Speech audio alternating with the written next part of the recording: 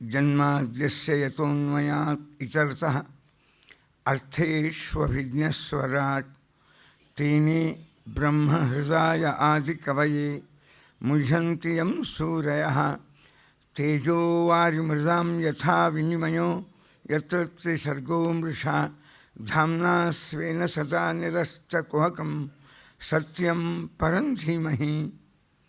ವ್ಯಾಸಾಯ ಭವನಾಶಾಯ ಶ್ರೀಶಾಯ ಗುಣರಾಶಯೇ ಹೃದಯಾಯ ಶುದ್ಧವಿದ್ಯಾಯ ಮಧ್ವಾಯ ಚ ನಮೋ ನಮಃ. ಸಮಸ್ತ ಗುರುಭ್ಯೋ ನಮಃ. ಹರಿ ಓಂ. ನಿನ್ನೆ ಕೃಷ್ಣನ ಬಾಲಲೀಲೆಗಳಲ್ಲಿ ಪೂತನಾ ಸಂಹಾರ, ಶಕಟಾಸುರನ ಸಂಹಾರ, ಆಮೇಲೆ ತೃಣಾವರ್ತನ ಸಂಹಾರ, 3 ಲೀಲೆಗಳನ್ನು ನಾವು ಕಂಡ್ವಿ. ಒಂದು ದೈವೀ ಮೀಮಾಂಸಾ ಏನು ಅಂದರೆ, ಈ ಎಲ್ಲ ಜೀವರಾಶಿಗಳಲ್ಲಿ 2 ಜೀವಿಗಳು ಇದ್ದವು. ಒಂದು ಸಾತ್ವಿಕವಾದ ದೈವೀ ಪುರುಷ, ಇನ್ನೊಂದು ತಾಮಸಿ. ಹಾಗಾಗಿ ಇವರ ಪ್ರವೃತ್ತಿ ದ್ವೈವಿಧ್ಯವಾಗಿತ್ತು. ಕೃಷ್ಣ ಆ 2 ಜೀವರಾಶಿಗಳಲ್ಲಿ ಯಾವುದು ಒಳ್ಳೆಯ ಜೀವರಾಶಿಯೋ ಅದನ್ನು ಉದ್ಧಾರ ಮಾಡಿದ, ಯಾವುದು ಹಿಂಸಾಪ್ರಧಾನವಾದ ತಮೋಗುಣದಿಂದ ಕೂಡಿದ ಜೀವರಾಶಿಯೋ ಅದನ್ನು ಪರಿಹಾರ ಮಾಡಿದ. ಇದು ಆಧ್ಯಾತ್ಮಿಕವಾದ ಒಂದು ಹಿನ್ನೆಲೆ. ಇನ್ನು ಇದೇ ಘಟ್ಟವನ್ನು ಪೂತನ ಅಜ್ಞಾನದ ಪ್ರವೇಶ, ಅದು ಪಂಚ ಜ್ಞಾನೇಂದ್ರಿಯ ಪಂಚ ಕರ್ಮೇಂದ್ರಿಯಗಳ ಮೂಲಕ ಹೇಗೆ ಆಗ್ತಾ ಇದೆ ನಮ್ಮಲ್ಲಿ, ಅದರ ಪರಿಣಾಮ ಏನು ಎಂಬ ಒಂದು ಆಧ್ಯಾತ್ಮಿಕ ಹಿನ್ನೆಲೆಯನ್ನು ಕಂಡ್ವಿ. ಅದರಂತೆ ಇನ್ನೂ 2 ಹಿನ್ನೆಲೆಗಳು, ಒಂದು ತೃಣಾವರ್ತ, ಒಂದು ಶಕಟಾಸುರ.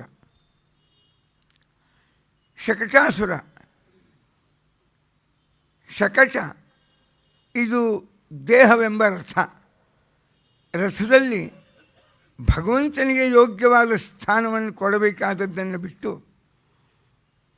ಭೋಗ ಜೀವನಕ್ಕೆ ಈ ಶರೀರದ ಪ್ರವೃತ್ತಿಗಳಿಗೆ ಹೆಚ್ಚಿನ ಸ್ಥಾನವನ್ನು ಆ ವಿಷಯದೊಳಗೆ ಕೊಡ್ತಾ ಇದ್ದೇವೆ. ಜಡಗಳ ಮೇಲೆ ಚೇತನ ಇರಬೇಕೋ, ಚೇತನದ ಕೆಳಗೆ ಹಾಕಿ ಚೇತನವನ್ನು ಮೇಲೆ ಜಡ ಇರಬೇಕು ಅಂತ ಒಂದು ಸಂಕೇತ. ನಮ್ಮೆಲ್ಲ ಜೀವನದೊಳಗೆ ಜಡ ಮೇಲೆ ಚೇತನ ಕೆಳಗದ. ನಾವು ಜಡವನ್ನು ಹೆಚ್ಚು ಪ್ರೀತಿಸ್ತೀವಿ, ಚೇತನರನ್ನು ಹೆಚ್ಚು ಪ್ರೀತಿಸೋದಿಲ್ಲ. ಅತಿ ನೇರವಾದ ಶಬ್ದದಲ್ಲಿ ಕಾಣುವುದಾದರೆ, ಗುಡಿ ಮಠಗಳಲ್ಲಿ ಅಚೇತನವಾದ ಪ್ರತಿಮೆಗಳಿಗೆ ಪ್ರಾಶಸ್ತ್ಯ ಕೊಡ್ತೀವಿ, ಆದರೆ ಚೇತನರಾದ ಜೀವರಾಶಿಗಳನ್ನು ಇಲ್ಲಿ ದೇವರಿದ್ದಾನೆ ಅಂತ ಕಾಣುವ ಪ್ರವೃತ್ತಿ ಕಡಿಮೆ ಇರ್ತದೆ ನಮಗೆ. ಒಂದು ಅರ್ಥ. ಇನ್ನೊಂದು, ಬದುಕಿನೊಳಗೆ ಜಡ ಒಂದೆಡೆಗೆ, ಚೇತನ ಇನ್ನೊಂದೆಡೆಗೆ. ನಮ್ಮ ಆಕರ್ಷಣೆ ಜಡದ ಕಡೆಗೆ ಹೆಚ್ಚಿರ್ತದೆ, ಚೇತನ ಕಡೆಗೆ ಕಡಿಮೆ ಇರ್ತದೆ. ಅದಕ್ಕೆ ಚಕ್ಕಡಿಯ ತುಂಬೆ ತಿನ್ನುವ ಭೋಗ ಪದಾರ್ಥಗಳು, ಚಕ್ಕಡಿಯ ಅಡಿಯಲ್ಲಿ ಅಧಶಯಾನಸ್ಯ ಶಿಶೋ. ಕೃಷ್ಣ ಚಕ್ಕಡಿ ಕೆಳಗೆ, ಜಡದ ಸ್ಥಾನ ಮೇಲೆ, ಚೇತನದ ಸ್ಥಾನ ಕೆಳಗೆ. ಬದುಕಿನೊಳಗೆ ನಮ್ಮ ಭೋಗದ ಪದಾರ್ಥಗಳಿಗೆ ಪ್ರಾಶಸ್ತ್ಯ ಹೆಚ್ಚು, ಧರ್ಮ ದೇವರಿಗೆ ಬದುಕಿನೊಳಗೆ ಪ್ರಾಶಸ್ತ್ಯ ಕಡಿಮೆ. ಈ ಒಂದು ವಾಸ್ತವತೆಯ ಚಿತ್ರಣವನ್ನು ನಾವು ಶಕಟಾಸುರನ ಕಥೆಯ ಆಧ್ಯಾತ್ಮಿಕ ಹಿನ್ನೆಲೆಯಲ್ಲಿ ಕಂಡ್ವಿ. 3ನೇದಾಗಿ, ಮಕ್ಕಳನ್ನು ಎಷ್ಟು ಪ್ರೀತಿಯಿಂದ ಭಕ್ತಿಯಿಂದ ಗಮನ ಕೊಟ್ಟು ಬೆಳೆಸಬೇಕು. ಅದನ್ನು ಬಿಟ್ಟು ಆ ಮಕ್ಕಳ ಕಡೆಗೆ ಉದಾಸೀನತೆ, ಪರಿವಾರ, ಇನ್ನು ಯಾರ್ಯಾರೋ ಜನ ಬರ್ತಾ ಇದ್ದಾರೆ, ಲೌಕಿಕವಾದ ವ್ಯಾಮೋಹದ ಕಡೆಗೆ ಗಮನ ಹೆಚ್ಚು. ಇದು ಆಗಬಾರ್ದು ಎಂಬುವ ಮೂರನೇ ಪ್ರಮೇಯ.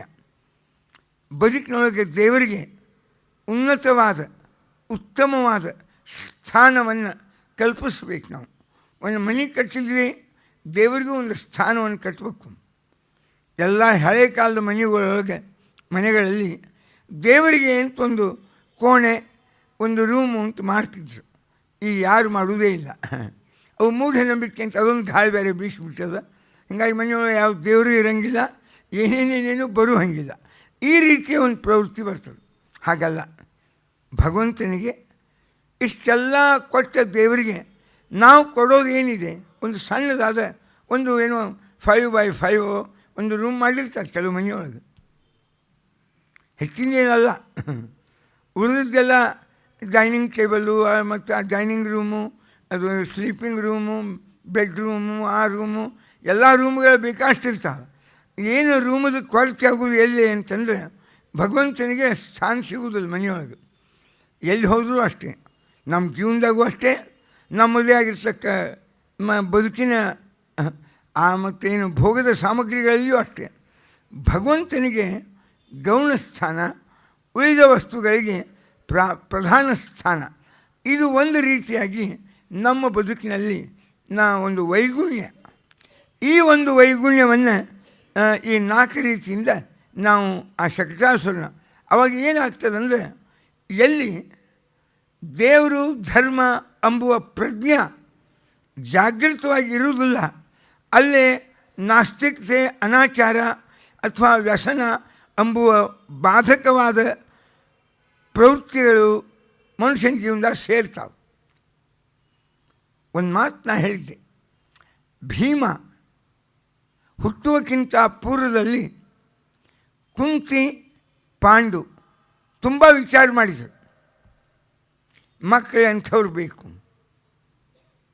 ಕುಂತಿ ಏನೇ ಇರಲಿ, ಅವ ಮಹಾಪರಾಕ್ರಮಿ, ದೊಡ್ಡ ರಾಜ, ಭಾರಿ ಸಂಪಾದನೆ ಮಾಡುವ ವ್ಯಕ್ತಿ ಅಂಥವನನ್ನು ಪಡೆಯೋದಕ್ಕಿಂತ ಧಾರ್ಮಿಕನಾದ ಮಗ ಮೊದಲು ಧಾರ್ಮಿಕ ಇರಬೇಕು.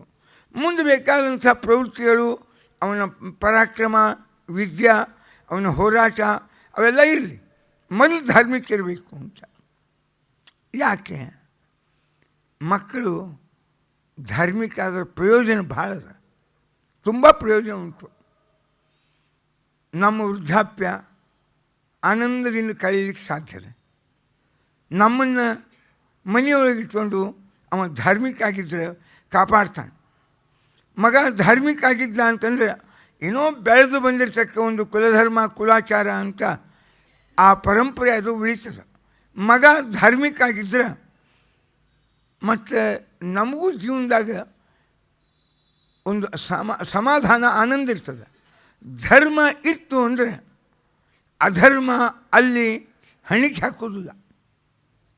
ಎಲ್ಲಿ ದೇವರು ಧರ್ಮ ಅಂತ ಇರ್ತದೆ, ಎಲ್ಲಿ ನೀತಿ ತತ್ವ ಅಂತ ಇರ್ತದೆ, ಅದು ಪ್ರಧಾನವಾಗಿ ಬದುಕಿನೊಳಗೆ ಇದ್ದಾಗ ಅಲ್ಲಿ ವ್ಯಸನ, ಅನೈತಿಕತೆ, ಅತಿರೇಕದ ಸ್ವಾರ್ಥ ತಲೆ ಎತ್ತುವುದು ಸ್ವಲ್ಪ ಕಮ್ಮಿ. ನಾವು ವೃದ್ಧಾಪ್ಯದಲ್ಲಿ ನಿಶ್ಚಿಂತೆಯಾಗಿರಬೇಕು. ಯಾಕೆ? ಮನೆಯಲ್ಲಿ ಇಟ್ಕೊಂಡಿದ್ದಾನೆ ಅಂತ ಅಲ್ಲ, ಅವನು ಸರಿಯಾಗಿ ಯೋಗ್ಯ ಇದ್ದಾನೆ ಅನ್ನೋದ್ರಿಂದ ಹೆಚ್ಚು ಸಮಾಧಾನ ಇರ್ತದೆ. ಮನೆಯೊಳಗೆ ಇಟ್ಕೊಂಡಿರ್ಬೋದು, ಸಾಯಂಕಾಲ 6 ಆಯಿತು 7 ಆಯಿತು ಬರಲೇ ಇಲ್ಲ ಅವನು ಪಾಪ ಆಫೀಸ್ನಿಂದ, ಯಾವ ಚಲೋ cell tax, income tax, PWD ಇಂಥ ದೊಡ್ಡ ಪೋಸ್ಟ್ನಾಗ ಇರ್ತಾನೆ. ಅದು ಒಗ್ಗಿ ಹಿಂಡುವ ದನಗಳು ಅಂತ ಕರೀತಾರೆ ಅವಕ್ಕೆಲ್ಲ. ಎಷ್ಟು ಬೇಕಷ್ಟು ಹಿಂಡ್ಕೊಳ್ಳಿಕ್ಕೆ ಬರುವಂಥ ಯಾವುದೋ ಒಂದು ವೃತ್ತಿಯೊಳಗೆ ಇರ್ತಾನೆ. ಸಾಯಂಕಾಲ 6 ಆಯಿತು ಬರಲಿಲ್ಲ, 7 ಆಯಿತು ಇನ್ನೂ ಬರಲಿಲ್ಲ, 8 ಆಯಿತು ಬರಲಿಲ್ಲ, 10 ಹೊಡಿತು ಬರಲಿಲ್ಲ. ಇನ್ನೇನು ತಾನೇ ಬರ್ತಾನೋ, ಯಾರು ಕರ್ಕೊಂಡು ಬರ್ತಾರೋ? ಇದು ಅಲ್ಲ. ಅನೇಕ ವೃದ್ಧರ ಬಾಯಿಂದ ವೃದ್ಧಾಪ್ಯದ ಸಮಸ್ಯೆ ಕೇಳಿ ತಮ್ಮ ಎದುರಿಗೆ ಮಂಡನೆ ಮಾಡ್ತಾಯಿದ್ದೇನೆ.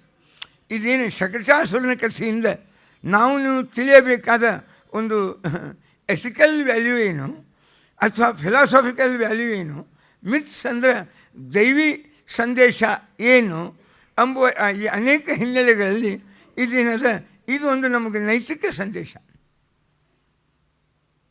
ಕೃಷ್ಣಗೆ ಪರಮಚೇತನಕ್ಕೆ ಎಲ್ಲೋ ಆ ಚಕಳಿ ಕೆಳಗೆ ಎಲ್ಲೋ ಮೂಲೆಯಾಗಿ ಮನುಷ್ಯರ ಚಕ್ರಿ ತುಂಬೆಲ್ಲ ಚೇತನಕ್ಕಿಂತ ಜಡಗಳಿಗೆ ಹೆಚ್ಚಿನ ಸ್ಥಾನ ಪ್ರಾಶಸ್ತ್ಯ, ಭಗವಂತನಿಗೆ ಗೌಣ ಸ್ಥಾನ, ಭೋಗ ಸಾಮಗ್ರಿಗಳಿಗೆ ಪ್ರಧಾನ ಸ್ಥಾನ, ಹಾಗೆ ಧರ್ಮಕ್ಕೆ ಸಣ್ಣ ಗೌಣ ಸ್ಥಾನ ಮತ್ತು ನಮ್ಮ ಬದುಕಿನ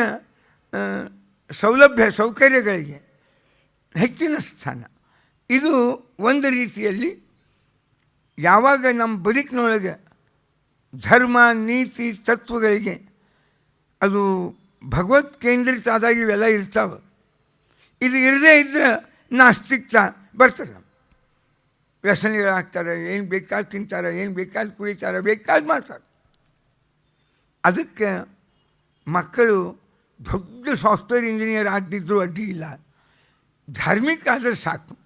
ಅವ್ರ ಬದುಕಿಗೂ ಎಲ್ಲಿ ನೋಡಿದಲ್ಲೆಲ್ಲ ಬೋರ್ಡು, ಗುಟ್ಕ ತಂಬಾಕು ತಿನ್ನಬೇಡಿರಿ, ಕ್ಯಾನ್ಸರ್ಗೆ ಬಲಿ ಆಗ್ತೀರಿ ಅಂತ ಬೋರ್ಡು ಮುಂದೆ ಎಲ್ಲೆಲ್ಲ ಬೋರ್ಡ್ ನೋಡಿ. ಇವತ್ತು ಎಲ್ಲಿ ನೋಡ್ತಿಂಥ ಬೋರ್ಡ್ಗಳಂದರೆ ನಾವು ಮಕ್ಕಳನ್ನ ತಿದ್ದಬೇಕು. ನಮ್ಮ ಯೂನಿವರ್ಸಿಟಿ ಒಳಗೆ ಒಮ್ಮೆ ಯಾವಾಗ ಲೈಬ್ರರಿ ಕಾರ್ಯಕ್ರಮ ಏನೋ ಲೈಬ್ರರಿ ಕೂತಿದ್ದೆ, 8:05 ಒಂದು ಕಡಿ ಬಸ್ಸು, ಆ ಬಸ್ ಬಂತು ಲೈಬ್ರರಿ ಹತ್ರ, ಅದನ್ನ ಏರ್ಕೊಂಡು ಊರಾಗ ಬರುವುದು ನಾವು. ಆವಾಗ ಡ್ರೈವರ್ ಹೇಳ್ದ, ಸರ್ ಈಗ ನೀವು ಎಳಿತೀರಿ, ಇನ್ನೇನು ನಾ ಕರ್ಕೊಂಡು ಬರ್ತೀನಿ ನೋಡಿರಿ ಕಲಿ ಶಿಫ್ಟು, ಆ ಶಿಫ್ಟಿನ ಮಂದಿ ನಾನೇ ಕೈ ಹಿಡಿದು ಇಳಿಸ್ಬೇಕಾಗ್ತದೆ ನಿಮಗೆಲ್ಲ ವಿದ್ಯಾರ್ಥಿಗಳು. ನಂದವ 9:10 CBTಯಿಂದ ಅಂದರೆ ಸೆಂಟ್ರಲ್ ಬಸ್ ಟರ್ಮಿನಸ್ ಅಂತ ಏನಾದ್ರು ಧಾರವಾಡದಾಗ, ಇದರಿಂದ ಏನು ಬಸ್ ಬರ್ತದೆ ಯೂನಿವರ್ಸಿಟಿಗೆ ಪಾವಟೆ ನಗರ ಅಂಥೇಳಿ, ಬರೋ ಮುಂದೆ ಅವ್ರನ್ನ ಇಳಿಸ್ಬೇಕಾಗ್ತದೆ. ನಾನು ಆ ಉದಯ ಹಾಸ್ಟೆಲ್ ಏನೇನೋ 4-5 ಹಾಸ್ಟೆಲ್ ಅವ, ನಾನೇ ಕೈ ಹಿಡಿದು ಇಳಿಸ್ಬೇಕಾಗ್ತದೆ ಅಂದವ. ಅಂದರೆ ಈ ಅನೈತಿಕ ಹೆಂಗೆ ಬೆಳಲಿಕ್ಕೆ ಇರ್ತದೆ.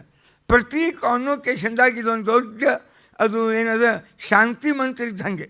ಸಮಾಜದ ವಿದ್ಯಾರ್ಥಿಗಳ ಜೀವನದಲ್ಲಿ ನೈತಿಕ ಮಟ್ಟ ಕುಸಿಯುತ್ತಲಿದೆ, ಅದನ್ನು ಬೆಳೆಸುವ ಯೋಜನೆಗಳನ್ನು ಹಾಕಿರಿ. ಯಾವ ಹಾಕವ ಅಂದರೆ ಇದು ಪ್ರತಿ ಕಾನ್ವೊಕೇಶನ್ದಾಗ ಅವನು ಯಾವ ಬಂದಿರ್ತಾನೆ, ಇದೊಂದು ವಾಕ್ಯದಿಂದ ಶುರುವಾಗೋದು. ಹರಿ ಓಂ ಅಂತೇನಂತಲ್ಲ, ಇದೇ ಹರಿ ಓಂ. ಸಮಾಜ ಅಧ್ಯಾಪಕರಲ್ಲಿ ವಿದ್ಯಾರ್ಥಿಗಳಲ್ಲಿ ನೈತಿಕ ಮಟ್ಟ ಬಹಳ ಕುಸಿತಾ ಇದೆ. ಒಂದು 5-6 ಅಧ್ಯಾಪಕರಾದರೂ ಅಗ್ನಿ ಆ ಕ್ರೀಡೆಗಳಲ್ಲಿ ಸಿಕ್ಕು ಸಸ್ಪೆಂಡ್ ಆಗಿದ್ದರು. ಒಂದು 100 ವಿದ್ಯಾರ್ಥಿಗಳಂತೂ ಅವು ಏನು ಡ್ರಿಂಕರ್ಸು ಪಂಕರ್ಸು ಅದೇನು ಅವು ಹೊಸ ಶಬ್ದಗಳು ಪಾಪಕ್ಕೆಲ್ಲ ಬಲಿಯಾಗಿತ್ತು. ಇದು ಎಲ್ಲ ವಿಶ್ವವಿದ್ಯಾಲಯಗಳ ಹಣೆ ಬರ ಇಷ್ಟೇ ಆಗಿದೆ. ಅದಕ್ಕೆ ಶಕಟಾಸುರನ ಕಥೆ ಲಘುನೇ ಓಡಿ ಹೋಗ್ತದೆ. ಚಕಳಿನೇ ಚಕಳಿ, ಅದು ಓಡಿ ಹೋಗ್ತದೆ. ಚಕಳಿ ಅದಕ್ಕೇನಲ್ಲ. ಆದರೆ ಈ ಭಗವಂತನ ಲೀಲೆ ಬರೀ ಒಂದು ಚಕಳಿಯನ್ನು ಕಾಲಿನಿಂದ ಒದ್ದು ಬೀಳಿಸ್ಲಿಕ್ಕಾಗಿ ಮಾತ್ರ ಕೃಷ್ಣ ಅಷ್ಟು ದೊಡ್ಡ ವೈಕುಂಠವನ್ನು ಬಿಟ್ಟು ತತ್ವ ವೈಕುಂಠಮುತ್ತಮಂ ಅವ ಇಲ್ಲಿ ಭೂಲೋಕಕ್ಕೆ ಬರುವ ಅವಶ್ಯಕತೆ ಇರಲಿಲ್ಲ. ಅವ ಬಂದದ್ದು ಅದರ ಸಂಹಾರಕ್ಕೂ ಬಂದಿರ್ಬೋದು, ಬಂದಾನ. ಅದಕ್ಕೂ ಹೆಚ್ಚು ನಾವು ಅಯೋಗ್ಯರಾಗಿ ಬಾಳಬಾರ್ದು, ಬೆಳಿಬಾರ್ದು, ಯೋಗ್ಯರಾಗಿ ಉಳಿಬೇಕು ಅನ್ನೋ ದೃಷ್ಟಿಯಿಂದ ಯಾವಾಗ ನಿಮ್ಮ ಜೀವನದಾಗ ದೇವರಿಗೆ ಧರ್ಮಕ್ಕೆ ಒಂದು ಗೌಣ ಸ್ಥಾನವನ್ನು ಕಲ್ಪಿಸ್ತೀರಿ, ಆವಾಗ ಇನ್ನೇನೇನೋ ನುಸುಳ್ತಾವೆ ಬದುಕಿನಾಗ. ಒಂದು ಸತ್ತವರ ನೆರಳು ಅಂತ ಒಂದು ನಾಟಕ ಅದ, ನಮ್ಮ G.B. ಜೋಶಿ ಬರ್ದಾರ. G.B. ಜೋಶಿ ಧಾರವಾಡ ಒಬ್ಬ ದಿವಾಣ ಒಂದು ಸ್ವಾಮಿಗೆ ಹೇಳ್ತಿರ್ತಾನೆ, ಮನಸ್ಸು ಭಾಳ ಕೆಟ್ಟು ಅದನ್ನು ಕಟ್ಟಲಿಕ್ಕೆ ಬರುವುದಿಲ್ಲ, ಅದನ್ನು ಹರಿ ಬಿಡಬೇಕು, ಮನಸ್ಸು ಕಟ್ಟಬೇಡ ಅಂದರೆ ಅದೇನೋ ಪಾಪ ಅದಕ್ಕೆ ಇಚ್ಛಾ ಇದ್ದಿದ್ದಿಲ್ಲ, ಅದು ಒಳ್ಳೆ ಅಂತಿತ್ತು. ಅಂಥವನೊಬ್ಬನ ತಂದು ಆ ಪೀಠದ ಮೇಲೆ ಕೂಡಿಸಿ ಆಳಾವ ದಿವಾಣ, ಅದು ಸುಮ್ಮ ಪೂಜೆ ಶಾಟಿ ಉಟ್ಕೊಂಡು ಕೂಡುವುದು ಅದು ಸ್ವಾಮಿ. ಅದಕ್ಕಿಂತ ಯಾವುದೋ ಒಂದು ಮರಿ ಕೂಡಿಸಿ ನೀ ಅದರ ಉಪಯೋಗ ತೊಗೋಬೇಕು ಅಂತಂತೀಯಲ್ಲ, ಅದಕ್ಕೆ ಅದರ ಮನಸ್ಸು ಕಟ್ಟಬೇಡ, ಸಣ್ಣದ ಇನ್ನೂ 24-25 ವರ್ಷ, ಅದನ್ನು ಇಲ್ಲಿ ಕೂಡಿಸಿ ಶಾಟಿ ಉಳಿಸಿ ಅದರ ಮನಸ್ಸು ಕಟ್ಟಿದೆ ಅಂದರೆ ಕಟ್ಲಿಕ್ಕೆ ಬರುವುದಿಲ್ಲ ಮನಸ್ಸು ಅಂತ ಭಾಳ ಸೈಕಾಲಜಿಕಲ್ ಇರ್ತಾವೆಲ್ಲ ಯಾವಾಗಲೂ ಅದನ್ನು ನಾವು ಕಾಣ್ತಾ ಇದ್ವಿ. ಹಂಗೆ ಮನುಷ್ಯನ ಮನಸ್ಸು ಕಟ್ಲಿಕ್ಕೆ ಬರುವುದಿಲ್ಲ, ನಿಂದಿರ್ಸ್ಲಿಕ್ಕೆ ಬರುವುದಿಲ್ಲ. ಅದು ಹರಿಲಿಕ್ಕೆ ಬೇಕು, ಆದರೆ ಎತ್ತಲಾಗಿ ಹರಿಬೇಕು. ಭೋಗದ ಕಡೆಗೆ ಹರಿಬೇಕಾ ಅಥವಾ ಇತ್ತ ಯೋಗದ ಕಡೆಗೆ ಹರಿಬೇಕಾ? ಅದು ಶ್ರೇಯೋ ಮಾರ್ಗದ ಕಡೆಗೆ ಹರಿಬೇಕಾ ಅದು ಪ್ರೇಯೋ ಮಾರ್ಗದ ಕಡೆಗೆ ಹರಿಬೇಕು? ದ್ವಿಫಲ 2 ಥರದ ಹಣ್ಣವ ಅಂತ ಮನೆ ಕೇಳಿರಿ ನೀವು. ಅದನ್ನು ಈ ಶಕಟ ಅಂಬುವ ಸಂಹಾರದ ಒಂದು ಘಟ್ಟ, ಆ 2 ಜೀವಗಳು ಭಗವಂತನಿಂದ ಉದ್ಧರಿತವಾದವು.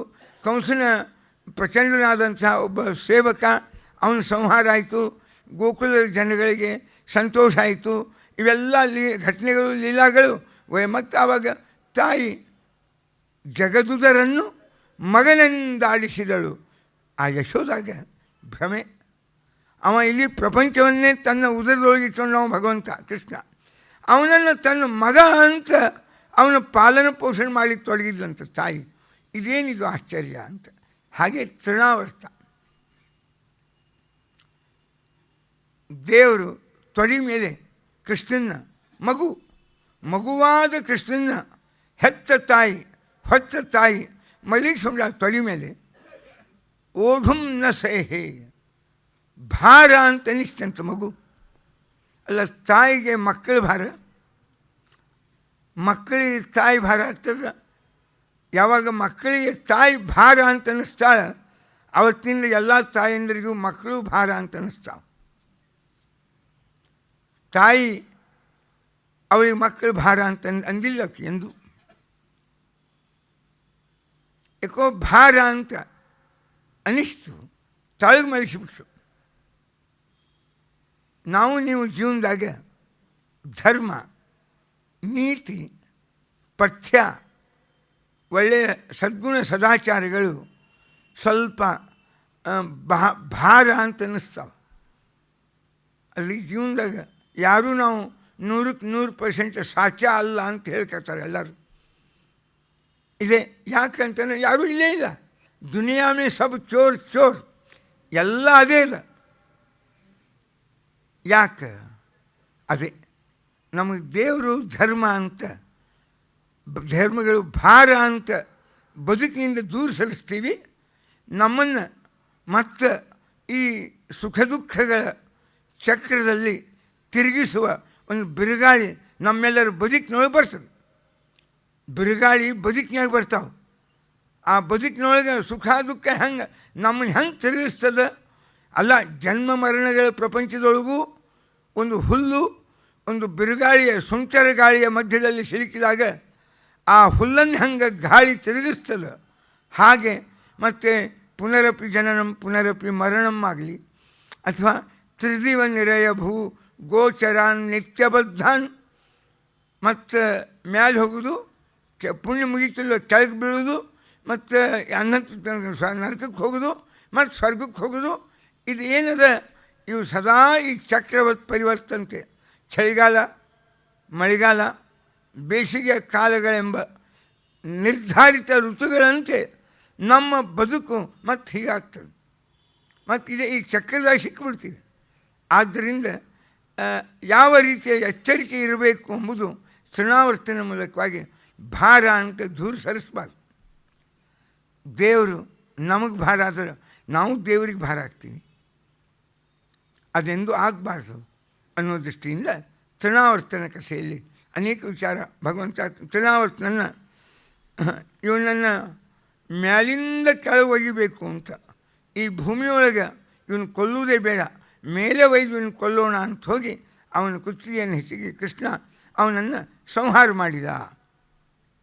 ಇದು ಘಟನಾ. ಆ ಸುಂಟರ ಗಾಳಿಯ ರೂಪದಲ್ಲಿರ್ತಕ್ಕ ಅವನನ್ನು ಅದು ಕೃಷ್ಣನ ತೊಗೊಂಡೇ ಹೋಯ್ತು. ನಮ್ಮ ಬದುಕಿನೊಳಗೆ ನಮ್ಮ ವಿವೇಕ, ನಮ್ಮ ತಿಳುವಳಿಕೆ, ನಮ್ಮ ಧರ್ಮಜ್ಞಾನಗಳನ್ನು ಈ ಏನು ಭಾರ ಎಂಬುವ ಭಾವ, ಆ ಏನೊಂದು ಅಪ್ಪಿತಪ್ಪಿ ಅಲ್ಪ ಸ್ವಲ್ಪ ಆದರೂ ಇರುವ ಆಸ್ತಿಕತೆಯನ್ನು ಮೇಲೆ ತೊಗೊಂಡು ಹೋಗ್ಬಿಡ್ತಾರೆ ನಾಶ ಮಾಡಬೇಕು ಅಂತ. ಅದು ಆಸ್ತಿಕ ಗಟ್ಟಿದ್ದರೆ ಆ ನಾಸ್ತಿಕತೆಯನ್ನು ಕೊಂದು ಅದನ್ನು ಭೂಮಿ ಮೇಲೆ ಕೆಡುತ್ತದೆ.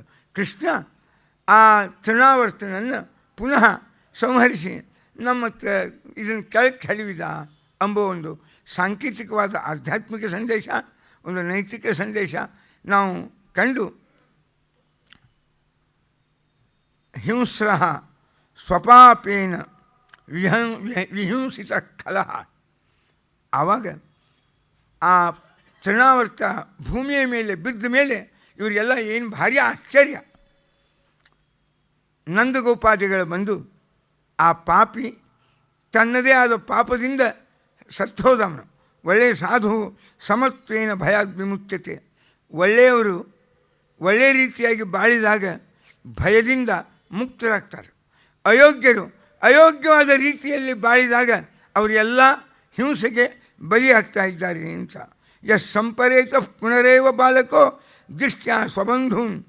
ಆವಾಗ ಉಪಸ್ಥಿತ ಅಂತ ನಾವು ಪೂರ್ತೇಷ್ಟ ದತ್ತ, ಪೂರ್ತ ಇಷ್ಟ ಅಂತ ಯಾರು.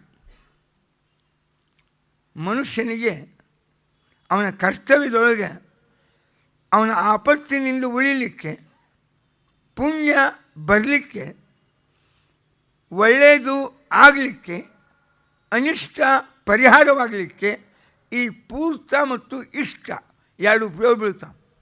ಏನು ಪೂರ್ತ ಅಂದರೆ ಏನು, ಇಷ್ಟ ಅಂದರೆ ಏನು? ಇಷ್ಟ ಅಂತಂಬುದು ತಪಸ್ಸು, ಸತ್ಯ, ವೇದದ ಮಾತು, ವೇದಾನಾಂಚ ಅನುಪಾಲನಂ ಆತಿಥ್ಯ. ಮನೆಗೆ ಯಾರೇ ಅತಿಥಿ ಬರಲಿ, ಇದು ನಮ್ಮ ಭಾರತೀಯ ಸಂಸ್ಕೃತಿ. ಅತಿಥಿಗೆ ಎಂದೂ ನಾವು ಇಲ್ಲ ಅನ್ನೋದಿಲ್ಲ. ಅದಕ್ಕೆ ಮಾತೃದೇವೋಭವ, ಪಿತೃದೇವೋಭವ, ಆಚಾರ್ಯ ದೇವೋಭವ, ಅತಿಥಿ ದೇವೋಭವ ಅಂತದೆ. ಅದನ್ನ ಅತಿಥಿ ಇಷ್ಟಮಿತ್ಯಭಿಧೀಯತೆ. ಆತಿಥ್ಯ, ವೈಶ್ವದೇವ ಮತ್ತು ವೇದೋಕ್ತ ಮಾತುಗಳ ಪರಿಪಾಲನಾ, ತಪಸ್ಸು, ಪ್ರಾಮಾಣಿಕತೆ, ಸತ್ಯ, ಇವೆಲ್ಲ ಇವಕ್ಕೆ ಇಷ್ಟ ಅಂತ ಕರೀತಾರೆ. ಇಷ್ಟ. ಇನ್ನು ಪೂರ್ತ ಅಂದರೆ ಏನು? ನಮಗೆ ಶರಣು ಬಂದವರ ಸಂರಕ್ಷಣೆ ಮತ್ತು ಭೂತಾನಾಂಚ ಎಲ್ಲ ಜೀವರಾಶಿಗಳಿಗೆ ಸಾಧ್ಯದಷ್ಟು ಜೀವನದಾಗ ಉಪಕಾರ ಮಾಡೋದು. ಬಹಿರ್ವೇದೀಚ ಯದ್ದಾನಂ. ಬಡವರು ಬಗ್ಗರು ಇಂಥವರಿಗೆ ನಿಜವಾಗಿಯೂ ಅವರನ್ನು ಗುರುತಿಸಿ ಅವರ ಪರಿಸ್ಥಿತಿಯನ್ನು ಅರಿತು ಅವರಿಗೆ ಯೋಗ್ಯವಾದದ್ದನ್ನು ನಾವು ಕೊಡುವುದು, ಕಾಪಾಡುವುದು, ಇದಕ್ಕೆ ಪೂರ್ತಿ ಅಂತ ಕರೀತಾರೆ.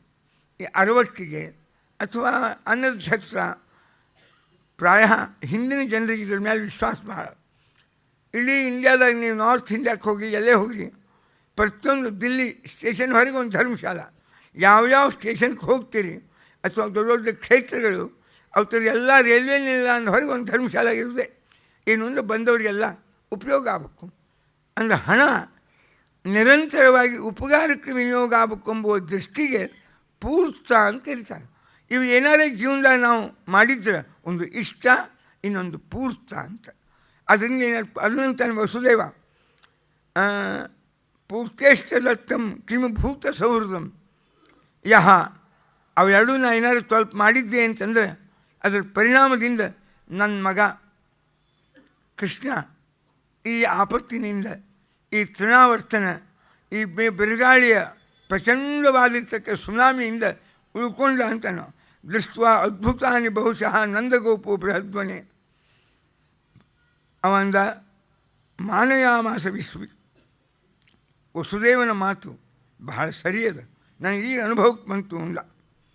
ಒಮ್ಮೆ ಕೃಷ್ಣ ಏಕದಾ ಅರ್ಭಕಮಾದಾಯ ಸ್ವಾಂಕಮಾರೋಪ್ಯ ಭಾಮಿನಿ. ಕೃಷ್ಣನ ತೊಡಿ ಮೇಲೆ ಮಲಗಿಸಿಕೊಂಡು ಪ್ರಸ್ತುತಂ ಪಾಯಯಾಮಾಸ. ಆ ಮಗುವಿಗೆ ಕೃಷ್ಣ ಹಾಲನ್ನು ಯಶೋಧ ಕುಡಿಸ್ತಾ ಇದ್ದಾಳೆ. ಪೀಠಪ್ರಾಯಸ್ಯ ಜನನಿ ಸುತಸ್ಯ ರುಚಿರಸ್ಮಿತಂ ಮುಖಂ ಲಾಲಯತಿ ರಾಜನ್ ಜೃಂಭತೋ ದದೃಶೆ ಇದಂ. ಸಹಜವಾಗಿ ಕೃಷ್ಣ ಆಕಳಿಸಿದ, ಬಾಯಿ ತೆಗೆದ. ನಿದ್ರೆ ಬಂದಾಗ ಆಕಳಿಕೆ ಬರ್ತಿರ್ತದೆ, ಹಂಗೆ ಬಾಯಿ ತೆಗೆದ. ನೋಡಿದ್ಲು. ಏನು ನೋಡಿದ್ಲಲ್ಲಿ? ಖಂ ರೋದಸಿ ಜ್ಯೋತಿ. ಆಕಾಶವನ್ನು, ಭೂಮಿಯನ್ನು, ಸೂರ್ಯ ಚಂದ್ರಾದಿಗಳನ್ನು, ನಕ್ಷತ್ರ ತಾರಾಗಣಗಳನ್ನು, ದ್ವೀಪಗಳನ್ನು, ಪರ್ವತಗಳನ್ನು, ಸ್ಥಿರಜಂಗಮಾನಿ ಎಲ್ಲವನ್ನು ನೋಡಿದ್ಲು. ಅವಳಿಗೆ ಆಶ್ಚರ್ಯ ಆಯಿತು, ಇದೇನಿದು ಅಂತ. ಸಮ್ಮಿಲ್ಯ ಮೃಗಶಾವಾಕ್ಷಿ ನೇತ್ರೇ ಆಸೀತ್ ಸುವಿಸ್ಮಿತ. ಅವಳು ಅದನ್ನು ನೋಡ್ತಾ ದಿಗ್ಭ್ರಮೆಗೊಂಡು. ಮುಂದೆ ವಸುದೇವ ಗರ್ಗಾಚಾರ್ಯರು ಅಂತ ಅವರು ಪುರೋಹಿತರು, ಗುರುಗಳು. ಒಂದೊಂದು ಮಂಚನಕ್ಕೊಬ್ಬರು ಫ್ಯಾಮಿಲಿ ಡಾಕ್ಟರ್ ಇದ್ದಂಗೆ ಒಬ್ಬ ಪುರೋಹಿತ ಅಂತಿದ್ರು. ಆ ಪುರೋಹಿತ ಎಂಬ ಶಬ್ದದ ಅರ್ಥ ಏನು ಅಂದರೆ ಪುರಃ ಏವ ಹಿತಂ ಇಚ್ಛತಿ ಇತಿ ಪುರೋಹಿತ. ಅವರಿಗೆ ಆಪತ್ತು ಬರೋಕ್ಕಿಂತ ಮೊದಲೇ ಅವರ ಹಿತವನ್ನು ಬಯಸಿ ಯಾರು ಉಪಾಯಗಳನ್ನು ಹೇಳ್ತಾರೆ ಅವನು ಪುರೋಹಿತ ಅಂತ ವೇದ ಕಾಲದಾಗ ದೇವರಿಗೆ ಕರೆದ ಶಬ್ದ ಇದು. ಅಗ್ನಿಮೇಳೆ ಪುರೋಹಿತಂ, ದೇವರು ಪುರೋಹಿತ. ಪುರಃ ಪುರಾತನ ಕಾಲಾದೇವ ಹಿತಂ ಇಚ್ಛತಿ ಅಸ್ಮಾಕಂ, ಅವತ್ತಿನಿಂದ ನಮ್ಮ ಹಿತ ಬಯಸ್ಕೋತ ಬಂದಿದ್ದಾನೆ ದೇವರು, ಅದಕ್ಕೆ ಅವನು ಪುರೋಹಿತ. ಆಪತ್ತು ಬಂದ ಮೇಲೆ ಅಲ್ಲ, ಬರೋಕ್ಕಿಂತ ಮೊದಲೇ ನಮ್ಮ ಹಿತವನ್ನು ಬಯಸ್ತಾನೆ, ಆದ್ದರಿಂದ ಅವನು ಪುರೋಹಿತ ಅಂತ. ಗರ್ಗ ಪುರೋಹಿತೋ ರಾಜನ್, ಅವನು ವಸುದೇವಾದಿಗಳ ಪುರೋಹಿತ. ಅವ್ನು ಹೇಳಿದರು, ಆಚಾರ್ಯ ಅಲ್ಲಿ ಹೋಗಿ ಒಂದಿಷ್ಟು ನಾಮಕರಣ ಮಾಡಿಸ್ಬರ್ರಿ, ಸಂಸ್ಕಾರ ಆಗಬೇಕು ಅಂತ. ತಮ್ಮ ದೃಷ್ಟ ಪರಮಪ್ರೀತ ಅವರು ಬಂದರು ಗೋಕುಲ ವೃಂದಾವನಕ್ಕೆ. ನೋಡಿದ ನಂದ, ಎದ್ದು ನಿಂತು ಸ್ವಾಗತ ಮಾಡಿದ. ಸೂಪವಿಷ್ಟಂ ಕೃತಾತಿಥ್ಯಂ, ಒಳ್ಳೆಯ ಮಾತಿನಿಂದ ಹೇಳಿದ. ನಂದಯಿತ್ವ ಅಬ್ರವೀತ್ ಬ್ರಹ್ಮನ್ ಪೂರ್ಣಸ್ಯ ಕರವಾಮಕಿಂ, ಅಲ್ಲ ತಮ್ಮ ಆಗಮನೇನು, ತಾವು ಯಾಕೆ ಬಂದಿದ್ದು ದಯವಿಟ್ಟು ಹೇಳ್ರಿ ಅಂತ. ತ್ವಮ್ಮಿ ಬ್ರಹ್ಮವಿದಾಂ ಶ್ರೇಷ್ಠ ಸಂಸ್ಕಾರನ್ ಕರ್ತುಮರ್ಹತಿ. ಇಲ್ಲ, ಮಕ್ಕಳಿಗೆ ಸಂಸ್ಕಾರ ಮಾಡಬೇಕು. ನಮ್ಮ ಸನಾತನ ಧರ್ಮದೊಳಗೆ ಸಂಸ್ಕಾರಗಳಿಗೆ ಬಹಳ ಮಹತ್ವ. 16 ಸಂಸ್ಕಾರಗಳು ಒಟ್ಟು. ಈಗ ಬಹಳ ಆದರೆ ಒಂದು 3-4 ಉಳಿದಾವ. ಒಂದು ನಾಮಕರಣ ಒಂದು ಉಳಿದದ, ಇನ್ನು ಉಪನಯನ ಮಾಡೋರಿದ್ದರೆ ಒಂದು ಉಪನಯನ ಅಂತ ಒಂದು ಉಳಿದದ, ಇನ್ನು ಅನ್ನಪ್ರಾಶನ ಅದೊಂದು ಸಂಭ್ರಮದಿಂದ ಮಾಡ್ತಾರೆ, ವಿವಾಹ, ಇನ್ನು ಕೊನೆದೊಂದು ಸಂಸ್ಕಾರ. ಒಂದು 3-4 ಉಳಿದಾವ, 16 ಸಂಸ್ಕಾರಗಳು. ಮನುಷ್ಯನಿಗೆ ಕಾಲ ಕಾಲಕ್ಕೆ ಅವನ ಕರ್ತವ್ಯ ಪ್ರಜ್ಞೆಯನ್ನು ಜಾಗೃತಗೊಳಿಸುವೇ ಈ ಸಂಸ್ಕಾರಗಳು. ಯಾವ ಕರ್ತವ್ಯದಿಂದ ದೂರ ಹೋಗಿರ್ತೀವಿ ಆ ಕರ್ತವ್ಯವನ್ನು ಮತ್ತೆ ನೆನಪಿಸುವುದು ಈ ಸಂಸ್ಕಾರಗಳು. ಪಾವಿತ್ರ್ಯವನ್ನು ತರುವವು ಈ ಸಂಸ್ಕಾರಗಳು. ನಾವು ಏನು ಮಾಡಬೇಕು ಎಂಬುವ ನಮ್ಮದೇ ಆಗಿರ್ತಕ್ಕ ತಿಳುವಳಿಕೆಯನ್ನು ಮೂಡಿಸುವವು ಈ ಸಂಸ್ಕಾರಗಳು. ಆದ್ದರಿಂದ ಈ ಸಂಸ್ಕಾರಗಳಿಗೆ ಎಲ್ಲ ಮತದಾಗೂ ಬೆಲೆ ಅದ, ನೆಲೆ ಅದ. ಎಲ್ಲರೂ ಸಂಸ್ಕಾರ ಒಪ್ಪಿದವರೇ, ಯಾರೂ ಒಪ್ಪಿಲ್ಲ ಅಂತ ಇಲ್ಲವೇ ಇಲ್ಲ. ಮುಸ್ಲಿಂ ಸಮುದಾಯದೊಳಗೂ ಸಂಸ್ಕಾರವ, ಅನೇಕ ಸಂಸ್ಕಾರವ. ಕ್ರಿಶ್ಚಿಯನ್ರಲ್ಲಿಯೂ ಸಂಸ್ಕಾರ, ಎಲ್ಲ ಶೈವರು, ವೈಷ್ಣವರು, ಜೈನಿಸಮು, ಬೌದ್ಧಿಸಮ್ ಎಲ್ಲದರಲ್ಲಿ ಸಂಸ್ಕಾರವ. ಅದರದ್ದೇ ಒಂದು ಪ್ರತ್ಯೇಕ ಸ್ಟಡಿ ಅದು. ಈ ಎಲ್ಲ ಮತದಲ್ಲಿ ಇರ್ತಕ್ಕ ಕೆಲವು ಸಮಾನವಾದ ಅಂಶಗಳು ಎಲ್ಲರಲ್ಲೂ ಸಂಸ್ಕಾರವ. ಆವಾಗ ಯದೂನಾಂ ಅಹಂ ಆಚಾರ್ಯ, ನೀವೆಲ್ಲ ಯಾದವರಿಗೆ ನಾನು ಆಚಾರ್ಯ. ಮತ್ತು ಸುತಮ್ಮಯ ಸಂಸ್ಕೃತಂತೆ ಮನ್ಯತೆ ದೇವಕಿ ಸುತಂ ಕಂಸಃ. ಅದರಿಂದ ಒಂದು ರಹಸ್ಯವಾಗಿ ನಾನು ಸಂಸ್ಕಾರ ಮಾಡಬೇಕಾಗಿಲ್ಲ. ಕಾರಣ ನಾನು ಯಾದವರ ಪುರೋಹಿತ. ಕಂಸನಿಗೆ ಓಪನ್ನಾಗಿ ಈ ಮಗುವಿಗೆ ನಾನು ಸಂಸ್ಕಾರವನ್ನು, ನಾಮಕರಣ ಇತ್ಯಾದಿಗಳನ್ನು ಮಾಡಿಸಿದ್ದು ಗೊತ್ತಾಯಿತು ಅಂದರೆ ಆ 8ನೇ ಗರ್ಭ ಇದೇ ನನ್ನ ಮೃತ್ಯು ಅಂತ ತಿಳಿದು ನಿಮಗೆ ಅವನ ತೊಂದರೆಯನ್ನು ಕೊಡಬಹುದು. ಆದ್ದರಿಂದ ಏನೇ ಸಂಸ್ಕಾರ ನಾವು ಮಾಡ್ತೀವಿ ಅವು ಸ್ವಲ್ಪ ಏಕಾಂತದಾಗೆ ಮಾಡು ಅಂತಾನೆ. ಕಂಸಃ ಪಾಪಮತಿ ಸಖ್ಯಂ ತವಚ ಅನುಕದುಂದಭೇ ದೇವಕ್ಯ ಅಷ್ಟಮೋ ಗರ್ಭೋ ನ ಸ್ತ್ರೀ ಭವಿತುಮರ್ಹತಿ ಇದು ಸಂಚಿಂತೆಯನ್ನು ಸುತ್ವ. ಅವನಿಗೆ ತುಂಬ ವಿಚಾರ ಮಾಡ್ತಾ ಇದ್ದಾನೆ. ಆಕಾಶವಾಣಿ 8ನೇ ಗರ್ಭ ಅದು ಪುರುಷ ಆಗ್ತದಂತ ಕೇಳೋಣಂತ. ಸ್ತ್ರೀ ಆಗಲಿಕ್ಕೆ ಸಾಧ್ಯನೇ ಇಲ್ಲ. ಇದರೊಳಗೆ ಏನೋ ಮೋಸದ ಅಂತ ಹಗಲು ರಾತ್ರಿ ವಿಚಾರ ಮಾಡ್ತಾನೇ ಇದ್ದಾನವ. ಮತ್ತು ಅಂಥವನಿಗೆ ಅನುಕೂಲ ಆಗ್ತದೆ. ಈ ಸಂಸ್ಕಾರನ ಇಲ್ಲಿ ಮಾಡಿದೆ ಅಂತ ಗೊತ್ತಾಯಿತು ಅಂದರೆ ಅದಕ್ಕೆ ಬೇಡ. ಇತಿ ಸಂಚಿಂತೆಯನ್ನು ಸುತ್ವ ಅಪಿ ಹಂತ ಮತ್ತೆ ಈ ಕೂಸಿಗೆ ಏನಾದರೂ ತೊಂದರೆಯನ್ನು ಕೊಟ್ಟಾನು ಅಂತಿಕೊಂಡು ಮತ್ತು ನಾನು ಸಂಸ್ಕಾರವನ್ನು ಇಲ್ಲೇ ಮಾಡ್ತೀನಿ, ಏಕಾಂತವಾಗಿ ಮಾಡೋಣ. ಅಲಕ್ಷಿತೆ ಅಸ್ಮಿನ್ ರಹಸಿ ಮಾಮೈಕರಪಿ ಗೋವ್ರಜೆ, ಯಾರನ್ನೂ ಮಂದಿನ ಕರಿಬೇಡ ಅಂತಾರೆ. ಯಾಕೆ ರಹಸಿ ನಾನು ಒಬ್ಬನೇ ಸಂಸ್ಕಾರಕ್ಕೆ, ಅದು ಸೋಷಿಯಲ್ ಫಂಕ್ಷನ್ ಅಲ್ಲ. ಸಂಸ್ಕಾರಗಳು ಧಾರ್ಮಿಕ ಹಿನ್ನೆಲೆಯನ್ನು ಹೊಂದಿದ್ದು. ನಾವು ಇವತ್ತು ಅವನ್ನೆಲ್ಲ ಸೋಷಿಯಲ್ ಫಂಕ್ಷನ್ ಮಾಡಬಾರ್ದು. ಅದರ ಧಾರ್ಮಿಕ ಮಹತ್ವ ಹೋಗ್ತದೆ, ಪಾವಿತ್ರ್ಯ ಹೋಗ್ತದೆ. ಉಪನಯನ ಅಂತಾಗಲಿ, ವಿವಾಹ ಅಂತಾಗಲಿ, ಅಲ್ಲಿ ಆ ಏನು ಕರ್ಮಗಳವ, ಏನು ಪ್ರತಿಜ್ಞೆ ಅದ, ಯಾವ ಕರ್ತವ್ಯದ ತಿಳುವಳಿಕೆಯನ್ನು ನಾವು ಪಡಿಬೇಕಾಗ್ಯದ, ವಿವಾಹ ಎಂಬುವ ಜೀವನದ ಒಂದು ದೊಡ್ಡ ಘಟ್ಟ, ಸಂಸ್ಕಾರದ ಉದ್ದೇಶ ಏನು? ಇಷ ಏಕಪತಿ ಭವ ಸಾಮಾಂ ಅನುವ್ರತಾ ಭವ. ನಮ್ಮ ನಿಮ್ಮೆಲ್ಲರ ಬದುಕಿನೊಳಗೆ 7 ಘನವಾದ ಉದ್ದೇಶಗಳನ್ನು ನಾವು ಜೀವನದಾಗ ಸಾಧನೆ ಮಾಡಬೇಕಾಗಿದೆ.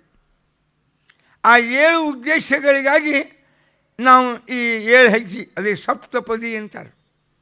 1 ಹೆಜ್ಜೆ ಬಾ ಅಂತ, ಅದು ಮದುವೆ ಅಂತಂಬೋ ಸಂಸ್ಕಾರ ಘೋಷಣೆ ಆಗೋದು ಅಥವಾ ಅದು ಡಿಕ್ಲೇರ್ ಆಗೋದು ಸಪ್ತಪದಿಯಿಂದ. ಬರೀ ಅಕ್ಷತಾರೋಪಣ ಅಲ್ಲ, ಮಾಂಗಲ್ಯಂತೂ ಅಲ್ಲ.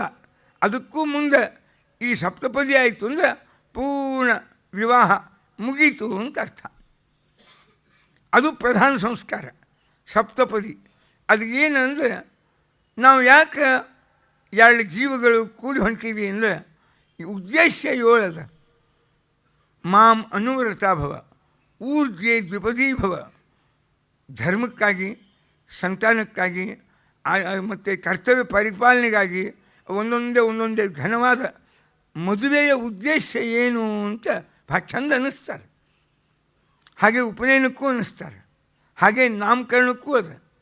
ಅದರ ಮೇಲೆ ಪತಂಜಲಿ ವ್ಯಾಕರಣ ಮಹಾಭಾಷ್ಯದಾಗೆ ಬರ್ದಾನೆ. ಈ ಅವನಿಗೆ ನಾಮಕರಣ ಅಂತೇನು ಮಾಡ್ತೀವಿಲ್ಲ, ಆ ಹೆಸರು ಎಂಥವು ಇಡಬೇಕು, ಇಂಥ ಯೋಗ್ಯ ಹೆಸರು ಇಡಬೇಕು. 3 ತಲೆಮಾರಿನ ಹಿರಿಯರ ನೆನಪಾಗುವಂಥ ಅಕ್ಷರಗಳು ಅದರೊಳಗೆ ಸೇರಿರಬೇಕು. ತ್ರಿಪುರುಷ ಅಂತ ಪತಂಜಲಿ ಪಸ್ಪಶಾನ್ಹಿಕ ಅಂತ ವ್ಯಾಕರಣ ಮಹಾಭಾಷ್ಯ, ಅದು ಮೊದಲೇ ಆನ್ಹಿಕದೊಳಗೆ ಇದನ್ನು ಹೇಳ್ಯಾನ. ಅದಕ್ಕೆ ಅವು ಹೇಗಿರಬೇಕು ಹೆಸರು, ಅದು ಸ್ಫೂರ್ತಿದಾಯಕ ಆಗಿರಬೇಕು, ಒಳ್ಳೆಯ ಜ್ಞಾನಿಯ ಹೆಸರು ಇಡಬೇಕು. ಅದಕ್ಕೆ ಲೆನಿನ್ನು ಅಂತಿರ್ತಾರೆ ಕೆಲವು ಹೆಸರು. ಮದ್ರಾಸ್ ಮೇಯರ್ ಇದ್ದ ಲೆನಿನ್ ಅಂತ, ಕರುಣಾನಿಧಿ ಮಗ. ಸ್ಟ್ಯಾಲಿನ್ ಇಂಥ ಹೆಸರು ಏನು, ಅಷ್ಟು ಕೊರತೆ ಈ ದೇಶದಾಗ ಇನ್ನೂ ಆಗಿಲ್ಲ. ಅಲ್ಲ, ಹೆಸರಿನ ಕೊರತೆ, ತಿಳುವಳಿಕೆ ಕೊರತೆ, ಆರ್ಥಿಕ ಕೊರತೆ, ಈ ಬೌದ್ಧಿಕ ಕೊರತೆ. ಜಗತ್ತಿಗೆ ನಾವು ಎಲ್ಲ ಕ್ಷೇತ್ರದಾಗ ಪರಿಪೂರ್ಣರಾಗಿ ಮಾರ್ಗದರ್ಶನ ಮಾಡುವ ನಮಗೆ ಹೊರಗಿನಿಂದ ಕಳ ತೊಂಬುವಂಥ ಅನಿವಾರ್ಯತೆ ಇಲ್ಲ. ಆ ಸ್ಫೂರ್ತಿ ಈ ದೇಶ ಎಲ್ಲ ನಾಲಾಯಕೆ ಇದ್ದಾರೆ. ಏನು ಪಡಿಬೇಕು ನಾವೆಲ್ಲ ಸ್ಟಾಲಿನ್ನಿಂದೆ ಅಲ್ಲಿಂದ ಸ್ಫೂರ್ತಿ ಪಡಿಬೇಕು ಎಂಬ ಅನಿವಾರ್ಯತೆ ಇದ್ದರೆ ಅದನ್ನು ಪರಿವರ್ತನೆ ಮಾಡಬೇಕು. ಇದು ಪತಂಜಲಿ 2,500-3 ಸಾವಿರ ವರ್ಷಗಳ ಹಿಂದೆ ಆ ಹೆಸರು ಯಾಕೆ ಏನು ಚಂದ ಬರೆದಿಟ್ಟಾನೆ. ಅದು ನಾಮಕರಣ ಎಂಬುದು ಒಂದು ದೊಡ್ಡ ಸಂಸ್ಕಾರ. ಮನುಷ್ಯ ಅವನ ಬೆಳವಣಿಗೆ ಒಳಗೆ, ಮಗುವಿನ ಬೆಳವಣಿಗೆ ಒಳಗೆ ಅವನ ಹೆಸರಿಂದು ಒಂದು ಕೈವಾಡ, ಒಂದು ಕೆಲಸ, ಒಂದು ಪ್ರಭಾವ, ಒಂದು ಪರಿಣಾಮ ಇರ್ತದೆ. ನಾವು ಶಬ್ದವನ್ನು ದೇವರ ಪ್ರತಿಮಾ ಅಂತ ಪೂಜೆ ಮಾಡೋದು. ನಾವು ನಮ್ಮಲ್ಲಿ ಶಬ್ದನೂ ಪೂಜಾ, ಪ್ರತಿಮಾ. ಇದು ಈ ಕೆಲವು ಮಂತ್ರ ಅಂತೇನವಲ್ಲ, ಅದನ್ನು ಜಪ ಮಾಡುವಾಗ ತತ್ವನ್ಯಾಸ, ಮಾತೃಕಾನ್ಯಾಸ ಅಂತ ಒಂದವ. ಕೃಷ್ಣ ಮಂತ್ರ, ಆ ಮಂತ್ರ, ಈ ಮಂತ್ರ ಜಪ ಮಾಡುವಾಗವ ಇವು. ಅದರೊಳಗೆ ಮಾತೃಕಾನ್ಯಾಸ ಅಂದರೆ ಏನು? 51 ವರ್ಣಗಳು, ಅವು 51 ಭಗವದ್ ರೂಪಗಳು. ಅಂ ಅಜಾಯ ನಮಃ, ಆಂ ಆನಂದಾಯ ನಮಃ, ಈಂ ಈಶಾನಾಯ ನಮಃ, ಉಂ ಉಗ್ರಾಯ ನಮಃ, ಋತುಂಭರಾಯ ನಮಃ. ಇವೇನವ ಇವು ಭಗವಂತನ 51 ಹೆಸರುಗಳೇ. ಇವನು ಅತು ಕ್ಷ ಅಕ್ಷರ ಅಂತ ಕರಿತೀವಿ ನಾವು ಅಷ್ಟೇ. ಈ ಅಕ್ಷರ ಅಂದರೆ ಏನು? ಅದಿಂದ ಕ್ಷ ತನಕ ಇರತಕ್ಕ 51 ವರ್ಣಗಳು. ಅವು ಭಗವಂತನ ಪ್ರತಿಮಾ ಅಂತ ನಾವು ಉಪಾಸನೆ ಮಾಡೋರು. ಶಬ್ದ ಇದೊಂದು ಪ್ರತಿಮಾ. ಜಗತ್ತಿನ ಜಡವಸ್ತುಗಳು ಭಗವಂತನ ಪ್ರತಿಮಾ, ಗಿಡಮರಗಳು ಪರಮಾತ್ಮನ ಪ್ರತಿಮಾ, ಚೇತನರು ಪರಮಾತ್ಮನ ಪ್ರತಿಮಾ. ವಿಜಯದಾಸರದೊಂದು ಮಾತದ, ಚಲಾಚಲ ಪ್ರತಿಮೆಗಳೆರಡು. ಚಲ ಪ್ರತಿಮಾ ಮೊದಲೇ ನಂಬರು, ಅಚಲ ಪ್ರತಿಮಾ ಸೆಕೆಂಡ್ರಿ. ಕಲ್ಲು ಮಣ್ಣು ಹಿತ್ತಾಳಿ ಬೆಳ್ಳಿ ಬಂಗಾರದ ಪ್ರತಿಮಾ ಏನವ ಅದು ಸೆಕೆಂಡ್ರಿ. ಚಲ ಪ್ರತಿಮಾ ಮೊದಲೇ ನಂಬರ್ ಪ್ರತಿಮಾ. ಯಾವಾಗಲೂ ಜಡಕ್ಕಿಂತ ಚೇತನ ಶ್ರೇಷ್ಠ. ನಮ್ಮದೆಲ್ಲ ಚೇತನವನ್ನು ಕನಿಷ್ಠ ಮಾಡಿ ಜಡವನ್ನು ಶ್ರೇಷ್ಠ ಮಾಡಿದ್ವಿ. ಯಾವಾಗ? ಶಕ್ತಾಸುರನ ಕಥೆ ಒಳಕ್ಕೆ ನೀವು ಕೇಳಿರಿ. ಆದ್ದರಿಂದ ಮತ್ತು ಏವಂ ಸಂಪ್ರಾರ್ಥಿತೋ ಅವರು ಚಕಾರ ನಾಮಕರಣಂ ಗೂಢ ರಹಸ್ಯ ಬಾಲಯೋ. ಬಲರಾಮ್ಗೆ ಕೃಷ್ಣಗೆ ನಾಮಕರಣ ಸಂಸ್ಕಾರ ಅಂತ. ಮಕ್ಕಳಿಗೆ ಹೆಸರಿಡುವುದು ಚಂದ, ಒಳ್ಳೆಯ ಹೆಸರಿಡಬೇಕು, ಯೋಗ್ಯ ಹೆಸರುಗಳನ್ನು. ಕರೆಯುವವರೆಗೂ ಆನಂದ ಆಗಬೇಕು.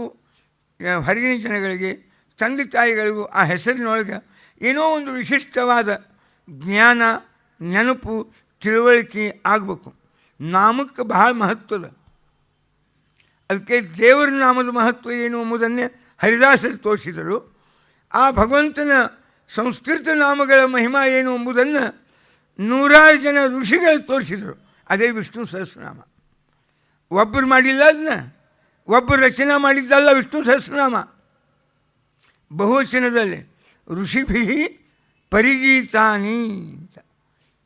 ಋಷಿಭಿ 100,000 ಜನ ಋಷಿಗಳು ಶಬ್ದವನ್ನೇ ದೇವರ ಪ್ರತಿಮಾ ಮಾಡಿಕೊಂಡಿದ್ರು. ಅದು ಯಾಕೆ ಶಬ್ದ ಪ್ರತಿಮಾ ಮಾಡಿಕೊಂಡಿದ್ರು ಅಂದರೆ, ಆ ಶಬ್ದ ದೇವರ ಅಪಾರವಾದ ಅನಂತವಾದ ಮಹಿಮೆಗಳನ್ನು, ತಿಳುವಳಿಕೆಯನ್ನು ನೆನಪು ಮಾಡಿಕೊಡ್ಬೇಕು ನಮಗೆ ಆ ಶಬ್ದ. ಅಂತ ಆ ಶಬ್ದವನ್ನು ಅದಕ್ಕೆ ಋಷಿಭಿ, ಒಬ್ಬೊಬ್ಬರಲ್ಲ ಅನೇಕ ಜನ ಋಷಿಗಳು ತಾವು ಮಾಡಿಕೊಂಡಿರ್ತಕ್ಕ ಶಬ್ದ ಪ್ರತಿಮಾ, ಅವುಗಳನ್ನು ವೇದವ್ಯಾಸ ದೇವರು ಭೀಷ್ಮಾಚಾರ್ಯ ಕಡೆಯಿಂದ ಕಲೆಕ್ಷನ್ ಮಾಡಿಸಿದರು. ಅದೇ ವಿಷ್ಣು ಸಹಸ್ರನಾಮ. ಅಲ್ಲೇ ಬಂದದಿದು ವಿಷ್ಣು ಸಹಸ್ರನಾಮ. ಆ ನಾಮದಾಗ ಏನದ, ಎಷ್ಟು ಶಕ್ತಿ ಅದ, ಎಷ್ಟು ಸಾಮರ್ಥ್ಯ ಅದ. ಇವತ್ತಿಗೂ ಎಲ್ಲೇ ಹೋಗಿ ಅಪ್ಪಿತಪ್ಪಿ ಜ್ಯೋತಿಷದ ಮೇಲೆ ಅಥವಾ ಏನೋ ಕಷ್ಟದ ಪರಿಹಾರಕ್ಕೆ ಧರ್ಮದ ಮೇಲೆ ವಿಶ್ವಾಸ ಇದ್ದವರು ಹೋಗಿ ಕೇಳಿದ್ರೆ ಉಪಾಯ ಹೇಳೋದು ಒಂದೇ ಹೇಳ್ತಿರ್ತಾರೆ, ವಿಷ್ಣು ಸಹಸ್ರನಾಮ ಪಾರಾಯಣ ಮಾಡಿ. ಅಷ್ಟು ಮಹತ್ವಪೂರ್ಣದ್ದು. ಯಾಕೆ? ನಾಮದಾಗೆ ಅಷ್ಟು ಸನ್ನಿಧಾನದ. ಅದು ದೇವರ ನಾಮ. ಅಂಥ ಭಗವಂತನ ನಾಮಗಳನ್ನೇ ಈ ಎಲ್ಲರಿಗೂ ಇಡಬೇಕು ಅಂತ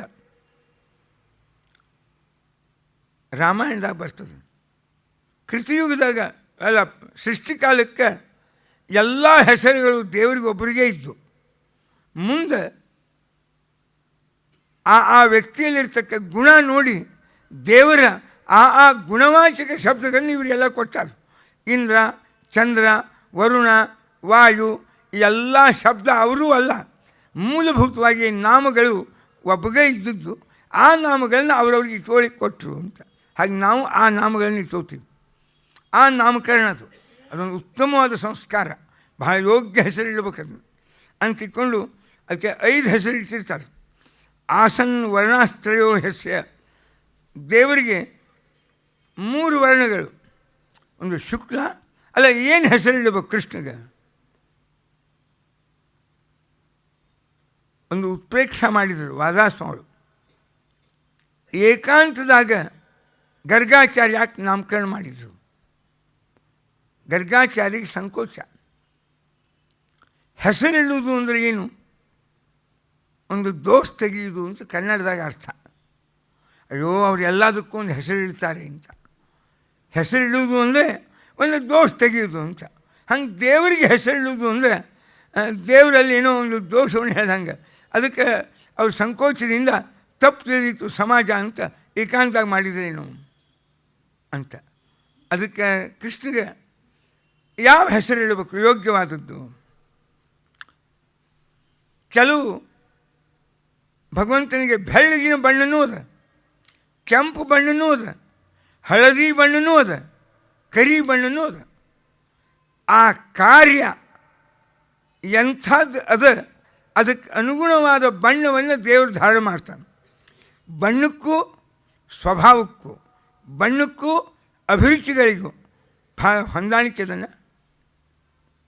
ಕೆಲವು ಥೇರಿಯವ ನಿಮಗೆ ಯಾವ ಬಣ್ಣ ಎಂಥ ಪದಾರ್ಥಗಳು ಸೇರ್ತಾವ ಅದ್ರ ಮೇಲೆ ನಿಮ್ಮ ಸ್ವಭಾವ ಹೆಂಗದ ಅಂತ ನಿಮ್ಗೆ ಜಾತಕ ಬರೆದು ಕೊಡ್ತಾರೆ ಅವರು.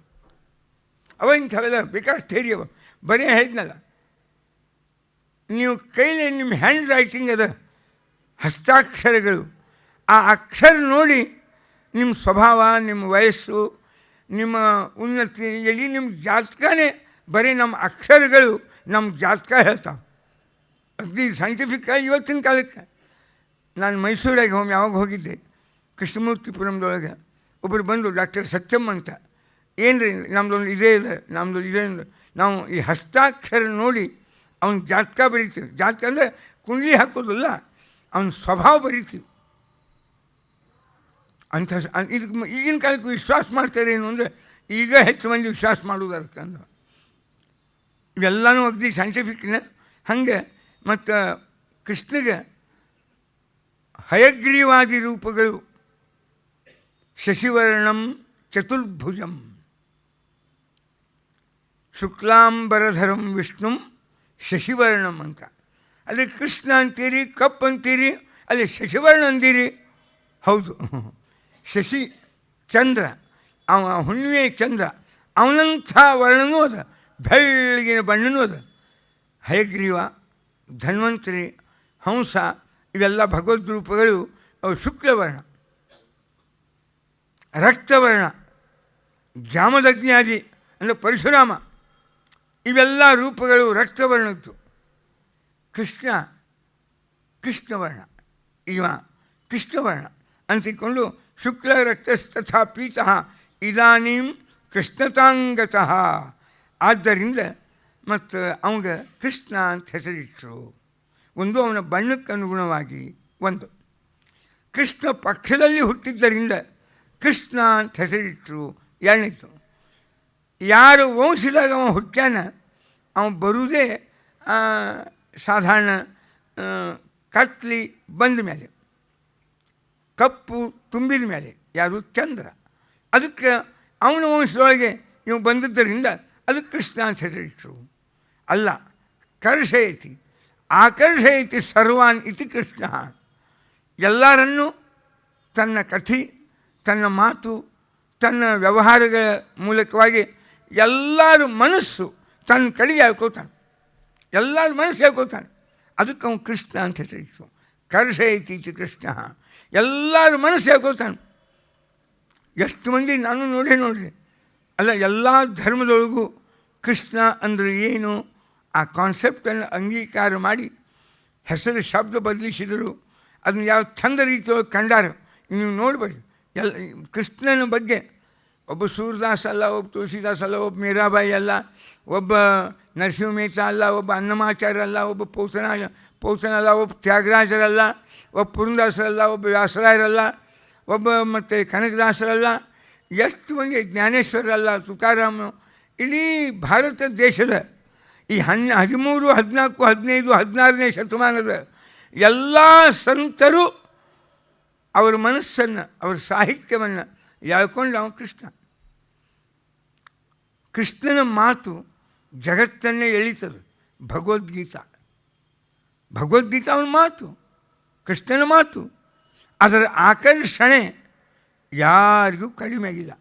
ಗೀತಾದ ಮೇಲೆ ಎಷ್ಟು ಪುಸ್ತಕ ಬಂದಾವ. ಒಬ್ಬ ಕನ್ನಡ ಕವಿ ಭಗವದ್ಗೀತಾದ ಸುತ್ತಲೂ ಎಷ್ಟು ಗುಡಿಗಳನ್ನು ಕಟ್ಟ್ಯಾರ ಅಂದರೆ ಒಂದು ಕಾಮೆಂಟ್ರಿ ಬರ್ದಾರ, ಅನುವಾದ ಮಾಡ್ಯಾರ, ಅಥವಾ ಅರ್ಥೈಸ್ಯಾರ. ಅದು ಕನ್ನಡದ ಹೇಳ್ತಾನೆ, ಗೀತೆಯ ಸುತ್ತಲೂ ಗೋಡೆಗಳೆತ್ತಲು ಅಯ್ಯೋ ಕತ್ತಲು ಗುಡಿಯೊಳಗೆ ಅಂತ. ಈ ಗೀತಾ ಸುತ್ತಲೂ ಇಷ್ಟು ಗುಡಿ ಕಟ್ಟ್ಯಾರ. ಅವು ಗರ್ಭಗುಡಿ ಒಳಗಿದ್ದ ದೇವರೇ ಕಾಣಿಸ್ವಲ್ಲ ನಮ್ಗೆ ಹಂಗೆ ಕಟ್ಟ್ಯಾರ ನೋಡಿ ಇವರು ಅಂತ. ಅದು ಕೃಷ್ಣನ ಅದಕ್ಕೆ ಮಾತು ಇವತ್ತಿಗೂ ಅಷ್ಟೇ. ನಾನು ನೋಡಿ ಕನ್ನಡ ಸಾಹಿತ್ಯಗಳು ವಿನೋಬಾ ಗಾಂಧೀಜಿಯವ್ರ ಗೀತಾ ಮೇಲೆ ಬರೆದು, ವಿನೋಬಾ ಅವ್ರು ಬರೆದು, ವಿ ರಾವ್ ಬರೆದು, ಡಿ ಅವ್ರು ಬರೆದಾರೆ. ಆದ್ಯ ರಂಗಾಚಾರ್ಯರು ಶ್ರೀರಂಗರು ಗೀತಾ ಮೇಲೆ ಬರೆದು, ಗೀತಾ ಮೇಲೆ ಬರೀದೇ ಇದ್ದ ಉತ್ತಮ ಸಾಹಿತಿಗಳು, ಜ್ಞಾನಿಗಳು, ತಿಳುವಳಿಕೆ. ಅವನು ಸುಪ್ರೀಂ ಕೋರ್ಟ್ ಜಸ್ಟಿಸ್ ಬರ್ದಾನ, ಬಿಸ್ನೆಸ್ ಮ್ಯಾನೇಜ್ಮೆಂಟ್ ಇನ್ ಭಗವದ್ಗೀತಾ ಅಂತ ಬರ್ದ. ಅನಾಟಮಿ ಇನ್ ಭಗವದ್ಗೀತಾ ಊರ್ಧ್ವಮೂಲ ಮದಶಾಕಂ ಅಶ್ವತ್ಥಂ ಪ್ರಾಹುರವ್ಯಯಂ. ತಲೆ ಬ್ರೈನ್ ಇದು ಊರ್ಧ್ವಮೂಲ. ಮನುಷ್ಯನಿಗೆ ಅವನ ಜೀವನದ ಮುಖ್ಯ ಕೇಂದ್ರ ಇದು ಬ್ರೈನ್. ಅದನ್ನೇ ಹೇಳ ನೋಡಿ ಅನಾಟಮಿ. ಊರ್ಧ್ವಮೂಲಂ ಅಧಶಾಖಂ. ಎಲ್ಲ ಈ ತಲೆಯಿಂದ ಏನದು ಈ ಶಾಖಾ ಇದು ಅವಲಂಬಿತ ಆದದ್ದು ಈ ತಲೆ ಎಂಬುವ ಬ್ರೈನ್ ಎಂಬುವ ಏನು ಬೇರಿನ ಮೇಲೆ. ಹಿಂಗೆ ನೋಡಿ ಅನಾಟಮಿ ಅದಂತ. ಅದು ಒಬ್ಬರು ದೇಶಪಾಂಡೆ ಡಾಕ್ಟರ್ ದೊಡ್ಡ ಪುಸ್ತಕ ಬರ್ದ. ಏನು ಅಂದ್ರೆ ಅನಾಟಮಿ ಇನ್ ಭಗವದ್ಗೀತಾ, ಸೈಕಾಲಜಿ ಇನ್ ಭಗವದ್ಗೀತಾ. ಅಲ್ಲ, ಭಗವದ್ಗೀತೆಯನ್ನು ಯಾವ್ಯಾವ ಆ್ಯಂಗಲ್ದಿಂದ ನೋಡ್ತೀರಿ ಆ ಎಲ್ಲ ವಿಷಯ ಅದು ತುಂಬ್ಯಾವ. ಇದು ಕೃಷ್ಣನ ಮಾತು. ಕೃಷ್ಣನ ಕಥೆನೂ ಹಾಗೆ ಇದ್ದಾನೆ. ಕೃಷ್ಣನ ಕಥೆನೂ ಹಾಗೆ ಇದೆ. ಪ್ರತಿಯೊಂದಕ್ಕೂ ಒಂದು ಹಿನ್ನೆಲೆ ಅದ. ಅವನ ಲೀಲಾ. ಕೃಷ್ಣಗೆ 6 ವರ್ಷ. ಅಲ್ಲಿಯ ಮಥುರೆಯ ಆ ಗೋಕುಲ ವೃಂದಾವನದ ಕನ್ನಿಕೆಯರಿಗೆ 4-5 ವರ್ಷ. ಒಂದು ಕಾತ್ಯಾಯಿನಿ ವೃತ ಅಂತ ಮಾಡ್ತಾರೆ, ಮೌನ ಗೌರಿ ಅಂತಾರೆ.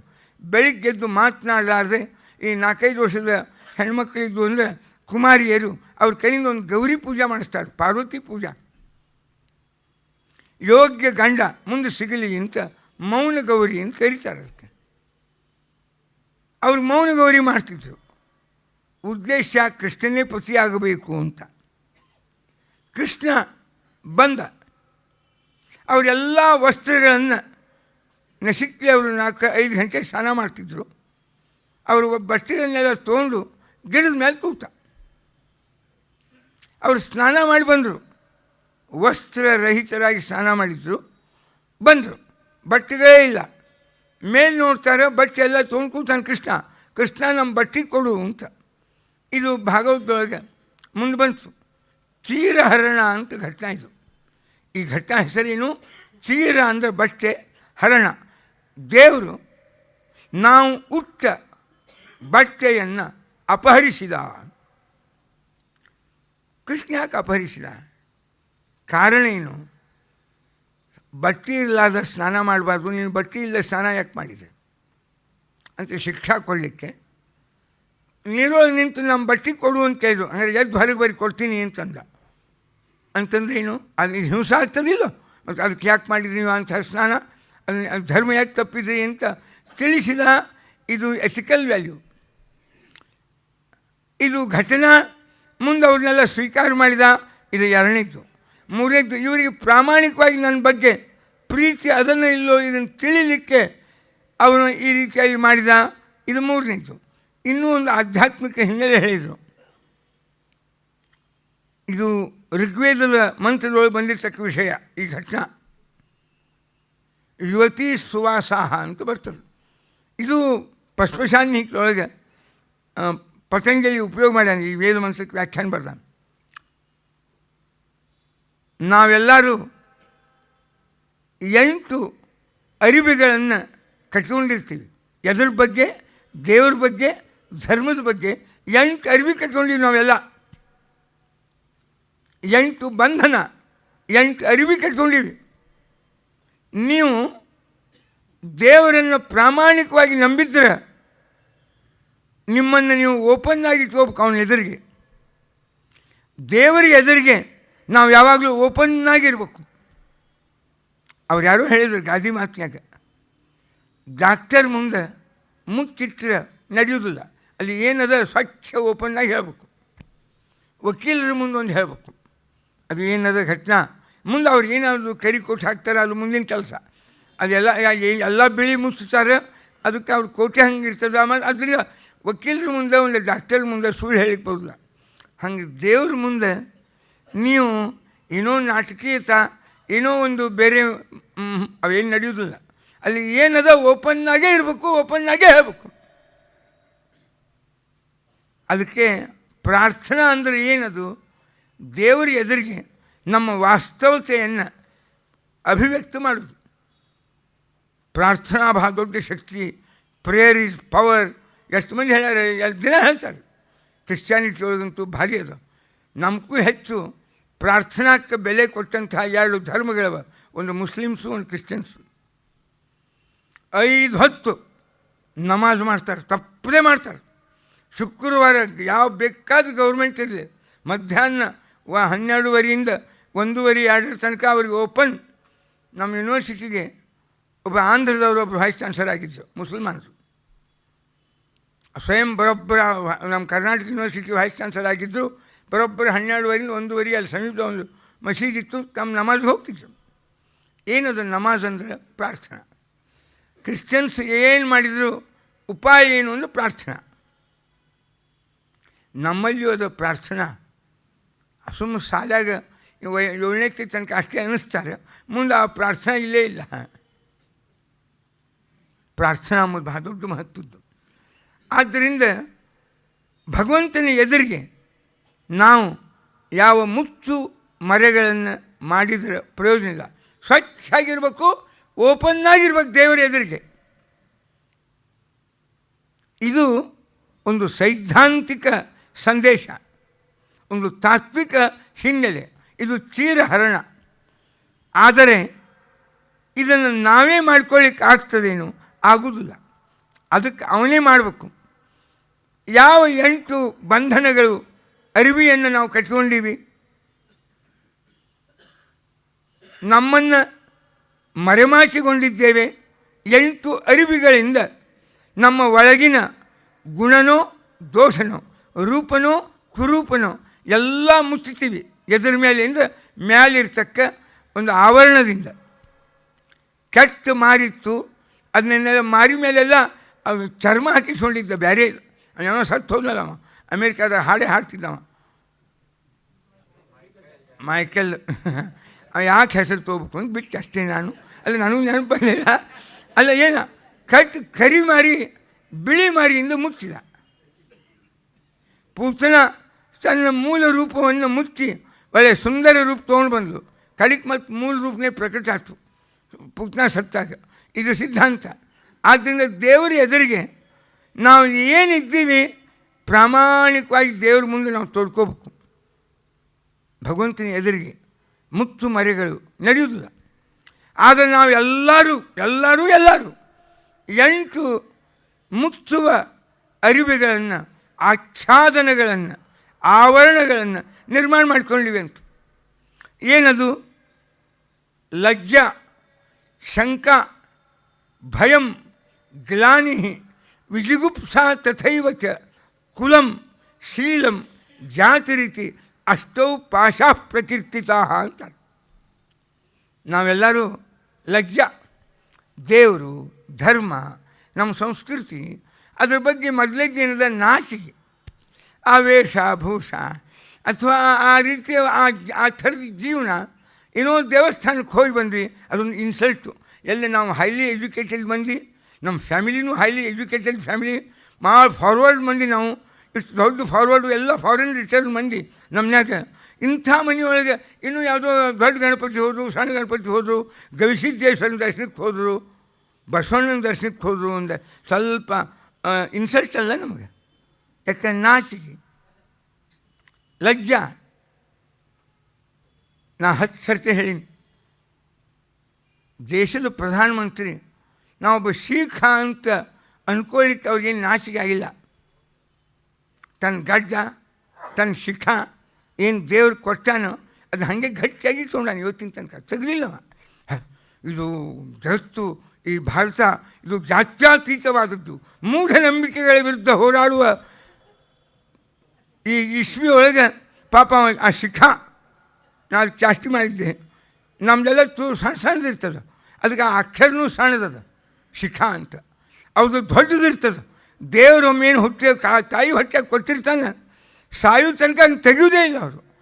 ಹಂಗಾಗಿ ಅವ್ರ ಕೂದಲು ಉದ್ದಾಗ್ತಾವೆ, ನಮ್ಮ ಸಣ್ಣ ಆಗ್ತಾವೆ. ಅದಕ್ಕೆ ಇದು ಸಣ್ಣ ಅಕ್ಷರ, ಆ ದೊಡ್ಡ ಕೂದಲ ಹೇಳಿಕೆ ಶೀಖ್ ಅಂತ ಅದನ್ನ ದೀರ್ಘ ಮಾಡ್ಯಾರ. ನಮ್ಮದು ಶಿಖಾ, ಅವರು ಶೀಖ್ ಅಂತಾಗಿದೆ. ಅವ್ರು ತೆಗಿತಾರೇನು ಅದನ್ನ? ಭಾರಿ ಪ್ರಭಾವಶಾಲಿಯಾಗಿರ್ತಕ್ಕ ಶೀಖರು ಮನಮೋಹನ್ ಸಿಂಗ್ ಹೆಸರು ಹಾಕಿದ್ರು. 2ನೇ ನಂಬರು ಅಹ್ಲುವಾಲಿಯಾ, ಮಾಂಟೆ ಸಿಂಗ್, ಯೋಜನಾ ಆಯೋಗ, ಇವೆಲ್ಲ ತಮ್ಮ ಗಡ್ಡ ತೆಗ್ದಾರಿ ಒಬ್ಬರೇ ನೋಡ್ರಿ.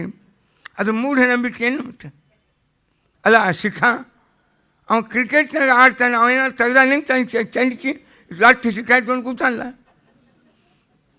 ಹಿಂದೊಬ್ಬಿದ್ದ ಈಗೊಬ್ಬಿದ್ದಾನೆ, ಅವು ತೆಗ್ದಾರೇನು ಅವನ್ನ. ಈ ದೇಶದ ರಾಷ್ಟ್ರಪತಿ ಜ್ಞಾನಿ ಜೈಲ್ ಸಿಂಗ್, ಅವ್ರು ಇಂಗ್ಲೀಷ್ ಬರ್ತಿದ್ದಿಲ್ಲ, ಅವ್ರು ಜ್ಞಾನಿಗಳಿದ್ದರು, ಅಂದರೆ ಧರ್ಮದ ಜ್ಞಾನಿಗಳಿದ್ದರು. ಸಿಖ್ ಧರ್ಮದ ಭಾರಿ. ಆಗ ಇಂಗ್ಲೀಷ್ ಬಂದವರೆಲ್ಲ ಇದ್ದೇನು ಆ ದೇಶ ಆಳ್ಬೇಕು ಅಂತೇನಿಲ್ಲ. ಕಾಮರಾಜ್ ಇದ್ದ, ತಮಿಳ್ನಾಡಿನ ಕಾಂಗ್ರೆಸ್ ಪ್ರೆಸಿಡೆಂಟ, ಪಾಪ ಜನ್ಮದಾಗ ತಮಿಳ್ ಬಿಟ್ಟು ಇನ್ನೊಂದು ಭಾಷೆ ಬರ್ತಿದ್ದಿಲ್ಲ. ಜ್ಞಾನಿ ಜೈಲ್ ಸಿಂಗೂ ಅಷ್ಟೇ ಇತ್ತು. ಅದು ಭಾರಿ ಖಡಕ್ ಆಸಾಮಿ. ಅವನೊಂದು ಪತ್ರ ಇಟ್ಕೊಂಡಿವಿ ನಾವು, ಟೈಮ್ಸ್ ಆಫ್ ಇಂಡಿಯನ್ ಎಕ್ಸ್ಪ್ರೆಸ್ನ ಪ್ರಿಂಟ್ ಆಗಿತ್ತು. ಇಂದಿರಾ ಗಾಂಧಿಗೆ ಪತ್ರ ಬರೆದಿದ್ದ ಜ್ಞಾನಿ ಜೈಲ್ ಸಿಂಗ್. ಭಾರಿ ಅದ್ಭುತದ ಅದು ಘಟನಾ, ಕೃಷ್ಣನ ಘಟನಾದಾಗೆ ಹೇಳ್ತಾನೆ. ಕೃಷ್ಣ ಒಂದು ರಾಜನೀತಿ ಹೇಳ್ತಾನೆ. ನಾವು ಏನು ಯುದ್ಧದ ಸಿದ್ಧತೆ ಮಾಡ್ಕೊಂಡೀವಿ, ಕಡೆ ತನಕ ಇನ್ನೊಬ್ಬರಿಗೆ ಹೇಳಬಾರ್ದು, ತೋರಿಸ್ಕೊಡ್ಬಾರ್ದು. ಅವರು ಏನು ಮಾಡ್ಯಾರ ಯುದ್ಧದ ಸಿದ್ಧತೆ, ಅದನ್ನು ಮೊದಲು ತಿಳ್ಕೊಬೇಕು ನಾವು. ಅದಕ್ಕೆ ನಾ ಶಾಂತಿ ಸಂಧಾನಕ್ಕೆ ಅವ್ರ ಪೈಕಿ ಅವ್ರು ಬಂದು ನಾವೇನು ಯುದ್ಧದ ಸಿದ್ಧತೆ ಮಾಡಿ ಇದನ್ನು ನೋಡೋಕ್ಕಿಂತ ನಾನೇ ಹೋಗ್ತೀನಿ ನೆವ ಮಾಡಿಕೊಂಡು. ಆಗೋದಿಲ್ಲ ಶಾಂತಿ ಸಂಧಾನ, ಇದು ನಾನು ಕನ್ವಿನ್ಸ್ ಆಗ್ಯದ. ಯಾಕಂದ್ರೆ ಈ ಭೀಮ, ಈ ದ್ರೌಪದಿ ಇವರು ಒಪ್ಪೋದಿಲ್ಲ. ಮತ್ತು ಅವ್ನಿಗೆ ಅಧಿಕಾರದಾಗಿದ್ದಾನೆ, ನಿಮಗೆ ಅಧಿಕಾರ ಇಲ್ಲ. ಅವನ ಕೈಯಾಗ 11 ಅಕ್ಷೋಣಿ, ನಿಮ್ಮ ಕಡೆ ಏನಿಲ್ಲ. ಅವನ ಕಡೆಗೆ ಭೀಷ್ಮ ದ್ರೋಣಾದಿಗಳು, ನಿಮ್ಮ ಕಡೆ ಅಂಥ ವೀರ ಯಾರೂ ಇಲ್ಲ. ನಾ ತೊಗೊಂಡಿರಿ, ನಾ ಏನು ಯುದ್ಧ ಮಾಡಮಲ್ಲ. ಹೀಗಾಗಿ ದುರ್ಯೋಧನಿಗೆ ಈ ಅಧಿಕಾರ ಸಂಪತ್ತು ಇವತ್ತಿನವರೆಗೂ ಆಳ್ಯಾನ, ಅದು ರುಚಿ ಬೇರೆ ಹಚ್ತೇದ. ಅವೇನು ಬಿಡುವುದಿಲ್ಲ. ಯುದ್ಧಕ್ಕೆ ಅವ ಒಪ್ಪವನೇ, ಸಂಧಾನಕ್ಕೆ ಅವ ಒಪ್ಪುವುದಿಲ್ಲ. ನೀವು ಪ್ರತಿಜ್ಞೆ ಮಾಡಿರಿ, ಅದನ್ನ ಯುದ್ಧ ಆಗೋದು ಖಾತ್ರಿ ಅದ. ಅದು ಅವ್ರ ಯುದ್ಧದ ಸಿದ್ಧತೆ ತಿಳ್ಕೊಂಡು ಬರ್ತೀನಿ ಎಂದ ಕೃಷ್ಣ. ಇದನ್ನು ಜೈಲ್ ಸಿಂಗ್ ಬರೆದಿದ್ದ ಪತ್ರದಾಗ. ಕೃಷ್ಣನ ರಾಜನೀತಿ ಮುಂದೆ ಭಾಳ ಬರ್ತದೆ, ಅದನ್ನೆಲ್ಲ ಹೇಳೋ ಮುಂದೆ ಹೇಳ್ತೀನಿ. ಸಂಧಾನಕ್ಕೆ ಹೋಗುವಾಗ ಅವ ಏನು ಇಂದಿರಾ ಗಾಂಧಿಗೆ ಪತ್ರ ಬರೆದಿದ್ದ, ನಿನ್ನ ಪರಿವಾರದ ಜನ ಅಂಡಮಾನ ನಿಕೋಬಾರ್ಗಳಿಗೆ ಅಲ್ಲಿ ಇರಲಿಕ್ಕೆ ಹೋಗಲಿಕ್ಕೆ ಪರ್ಮಿಷನ್ ಕೊಡ್ತೀರಿ.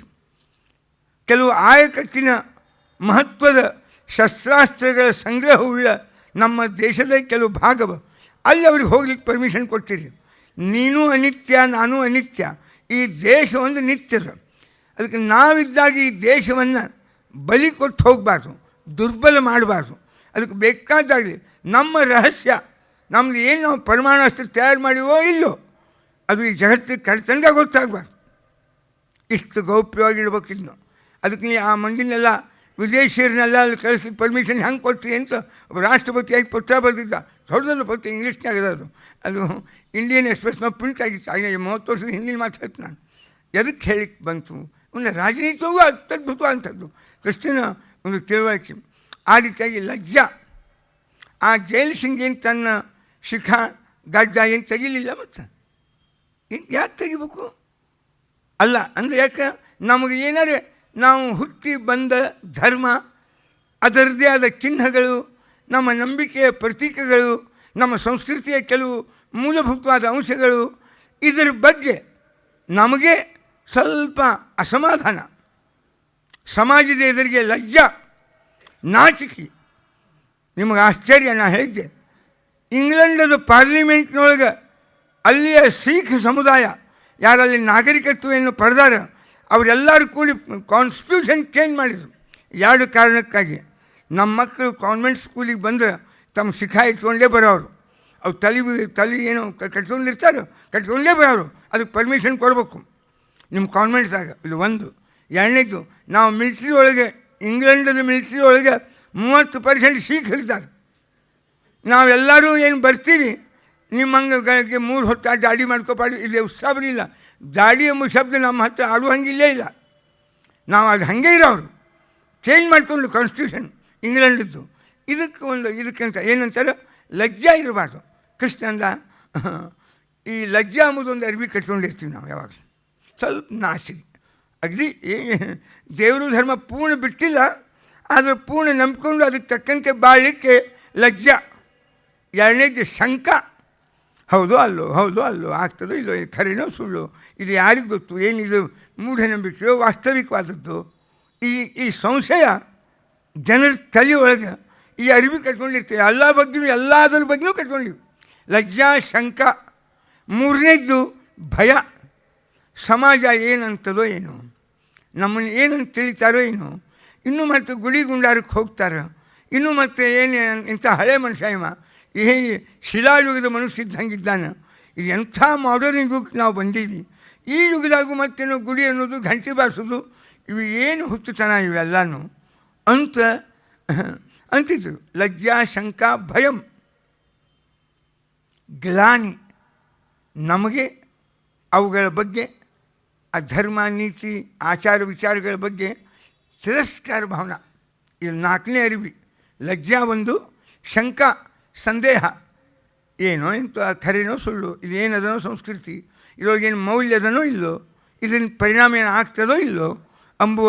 ಎಲ್ಲ ದೇವ್ರ ಗುಡಿಗೆ ಹೋಗುವವರು ನಿಶ್ಚಯದಿಂದ ದೇವ್ರ ಗುಡಿಗೆ ಹೋಗೋದಿಲ್ಲ. ಯಾರೋ ಹೇಳ್ಯಾರ, ಒಂದು 4 ಸರ್ತಿಯಾರು ಗಣಪತಿಗೆ ಸೋಮವಾರಕ್ಕೊಮ್ಮೆ ಹೋಗಿ ಬರ್ರಿ ಗವಿಸಿದ್ದೇಶ್ವರಿಗೆ, ನಿಮ್ಮ ಕೆಲಸ ಆಗ್ತಾವಂತ, ಅದಕ್ಕೆ ಹೋಗೋದು. ಸಂಶಯ ಇಟ್ಕೊಂಡೇ ಹೋಗೋದು. ನಿಶ್ಚಯದಿಂದ ಎಂದೂ ನಾವು ಧರ್ಮದೊಳಗೆ ಪ್ರವೃತ್ತರಾಗೋದಿಲ್ಲ. ಲಜ್ಜಾ ಶಂಕ ಭಯಂ. ಅಂಜಿಕೆ ನಮಗೆ ಓಪನ್ನಾಗಿ ಅನ್ಲಿಕ್ಕೆ. EMS ನಂಬೂದಿರಿ ಪಾದರಿದ್ದಾಗ ಈ ತ್ರಿವೇಂದ್ರಮದೊಳಗೆ ಕಮ್ಯುನಿಸ್ಟರ ಸಮ್ಮೇಳನ ಆಯ್ತು, ಮಾರ್ಕ್ಸಿಸ್ಟ್ ಸಮ್ಮೇಳನ. ಎರಡವಲ್ಲ ಅವು. ಅವರೊಳಗೆ ಒಬ್ರು ಕೊಡ್ಲಿ ಹಿಡ್ಕೊಂಡು, ಒಂದು ಕುರಿಪಿ ಅಂತಾರೆ, ಅದಕ್ಕೆ ಏನಂತಾರದು, ಒಂದು ಹಿಂಗೆ ಆಯುಧ, ಅದನ್ನ ಹಿಡ್ಕೊಂಡು ಅವರು ಅದನ್ನೇ ಹಿಡಿಯೋರು. ಅದು ಕಾರ್ಮಿಕರ ಸಂಕೇತ. 2 ಭಾಗದ ಅವರಲ್ಲಿಯೂ. ಎಲ್ಲ ತಮಿಳ್ನಾಡಕ್ಕೆ ಬಂದಿತ್ತು, ಎಲ್ಲ ಬಂಗಾಲದಿಂದ, ಎಲ್ಲ ಇಡೀ ಇಂಡಿಯಾದಿಂದ ಬಂದಿತ್ತು. ಆಗಿನ ಕಾಲದ ಭಾರಿ ಅತಿರಥಿ ಮಹಾರಥಿಗಳಿದ್ದರು. ಶ್ರೀಪಾದ್ ಅಮೃತ ಡಾಂಗೆ, ಸರ್ದೇಸಾಯಿ, ಇವೆಲ್ಲ, ಮತ್ತು ಭದಂತ ಆನಂದ್ ಕೌಶಲ್ಯಾನ, ಎಲ್ಲ ರಗಡೆ ಉತ್ತರ ಭಾರತದವರು, ಅಲ್ಲಿಯವರು ಬೌದ್ಧ ಕೆಲವು ಸನ್ಯಾಸಿಗಳು ಅದವರು ಸೇರಿಕೊಂಡಿದ್ದರು. ಭಾರಿ ಮಂದಿ ಇತ್ತಿರಲ್ಲ. ಹಿಂದಿನ ಕಾಲ ಒಂದು 30-35-40 ವರ್ಷದ ಹಿಂದಿನ ಕಮ್ಯುನಿಸ್ಟ್ ಮಂದಿನ ಹೇಳ್ತಾ ಅವರು ಎಲ್ಲ ವೈಚಾರಿಕವಾಗಿ ಪ್ರಚಂಡ ಜನ ಇತ್ತದೆಲ್ಲ. ಎಲ್ಲರೂ ಅಲ್ಲಿ ದರ್ಶನಕ್ಕೆ ಬಂದು, ಏನು 3 ದಿವಸ ಕಾನ್ಫರೆನ್ಸಿಗೆ ಬಂದಿದ್ದರು. ಆಮೇಲೆ ಮರುದಿವ್ಸ ಎಲ್ಲರೂ ಆ ತ್ರಿವೇಂದ್ರ ಮತ್ತು ದರ್ಶನಕ್ಕೆ ಹೋದರು. ಅದೇನವಲ್ಲ, ಸಾವಿರಾರು ಬಂಗಾರ ಕೊಡೋದು ಸಂಪತ್ತಿದ್ದು.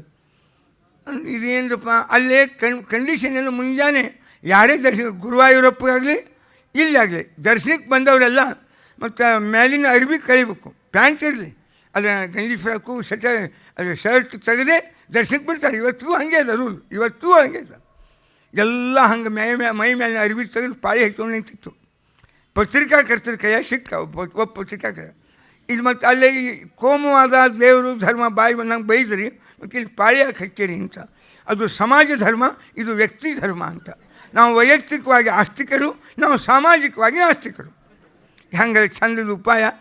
ಯಾಕೆ ಸಮಾಜದ ಎದುರಿನ ಆಸ್ತಿಕ ಅಂತ ಅಂದ್ಕೊಳ್ಳಿಕ್ಕೆ ಇನ್ಸಲ್ಟ್ ಆಗ್ತದೆ. ಭಯ. ಲಜ್ಜಾ ಶಂಕ ಭಯಂ. ಗ್ಲಾನಿ. ಏನೋ ನಮಗೆ ಅದರ ಬಗ್ಗೆ ಒಂದು ಥರ ತಿರಸ್ಕಾರ. ಅದು ಮ್ಯಾಕ್ಸ್ಮಿಲರ್ ಕೊಡುಗೆಯೋ ಅಥವಾ ನಮ್ಮದೇ ಆಗಿರ್ತಕ್ಕ ಇವತ್ತಿನ ಬೆಳವಣಿಗೆಗಳು, ಬ್ರಿಟಿಷರು ಬಿಟ್ಟು ಹೋಗಿರ್ತಕ್ಕ ಆ ವಾಸನೆಗಳು ಅಂತೂ. ಇದು ಮೂರನೇದು ಲಜ್ಜಾ ಶಂಕ ಭಯಂ ಗ್ಲಾನಿ. ವಿಜಿಗುಪ್ಸ. ಅದನ್ನು ದ್ವೇಷ ಮಾಡಬೇಕು ಅನ್ನೋ ಪ್ರವೃತ್ತಿ.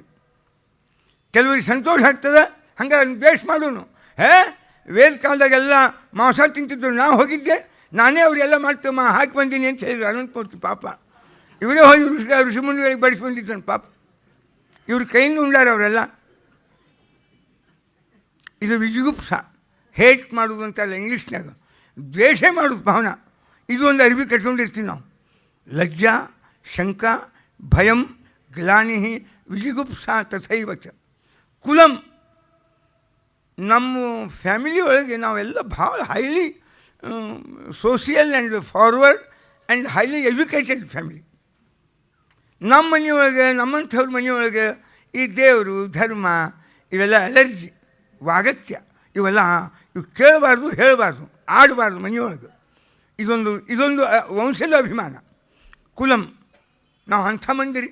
ಶೀಲಂ, ಸ್ವಭಾವ ನಮ್ಮ ಸ್ವಭಾವದಾಗೆ ಅಂಥವೆಲ್ಲ ಪ್ರವೃತ್ತಿಗಳಿಲ್ಲ. ನಾವು ನೆಲ ಒಪ್ಪುವವರೇ ಅಲ್ಲ. ಇದು ಬೇರೆ ಒಂದು ಹೆಮ್ಮೆ, ಇದೊಂದು ಅರಿವಿ ಕಟ್ಕೊಂಡಿರ್ತೀವಿ. ಶೀಲಂ ಜಾತಿ ರೀತಿ, ಜಾತಿ ಅಂತ ಒಂದು ಅರಿವಿ ಕಟ್ಕೊಂಡಿವಿ ನೋಡ್ರಿ. ಎಲ್ಲರಿಗೂ ಬೈ ಬರ್ತ್ ಏನು ಬರ್ತದೆ ಅದು ಜಾತಿ.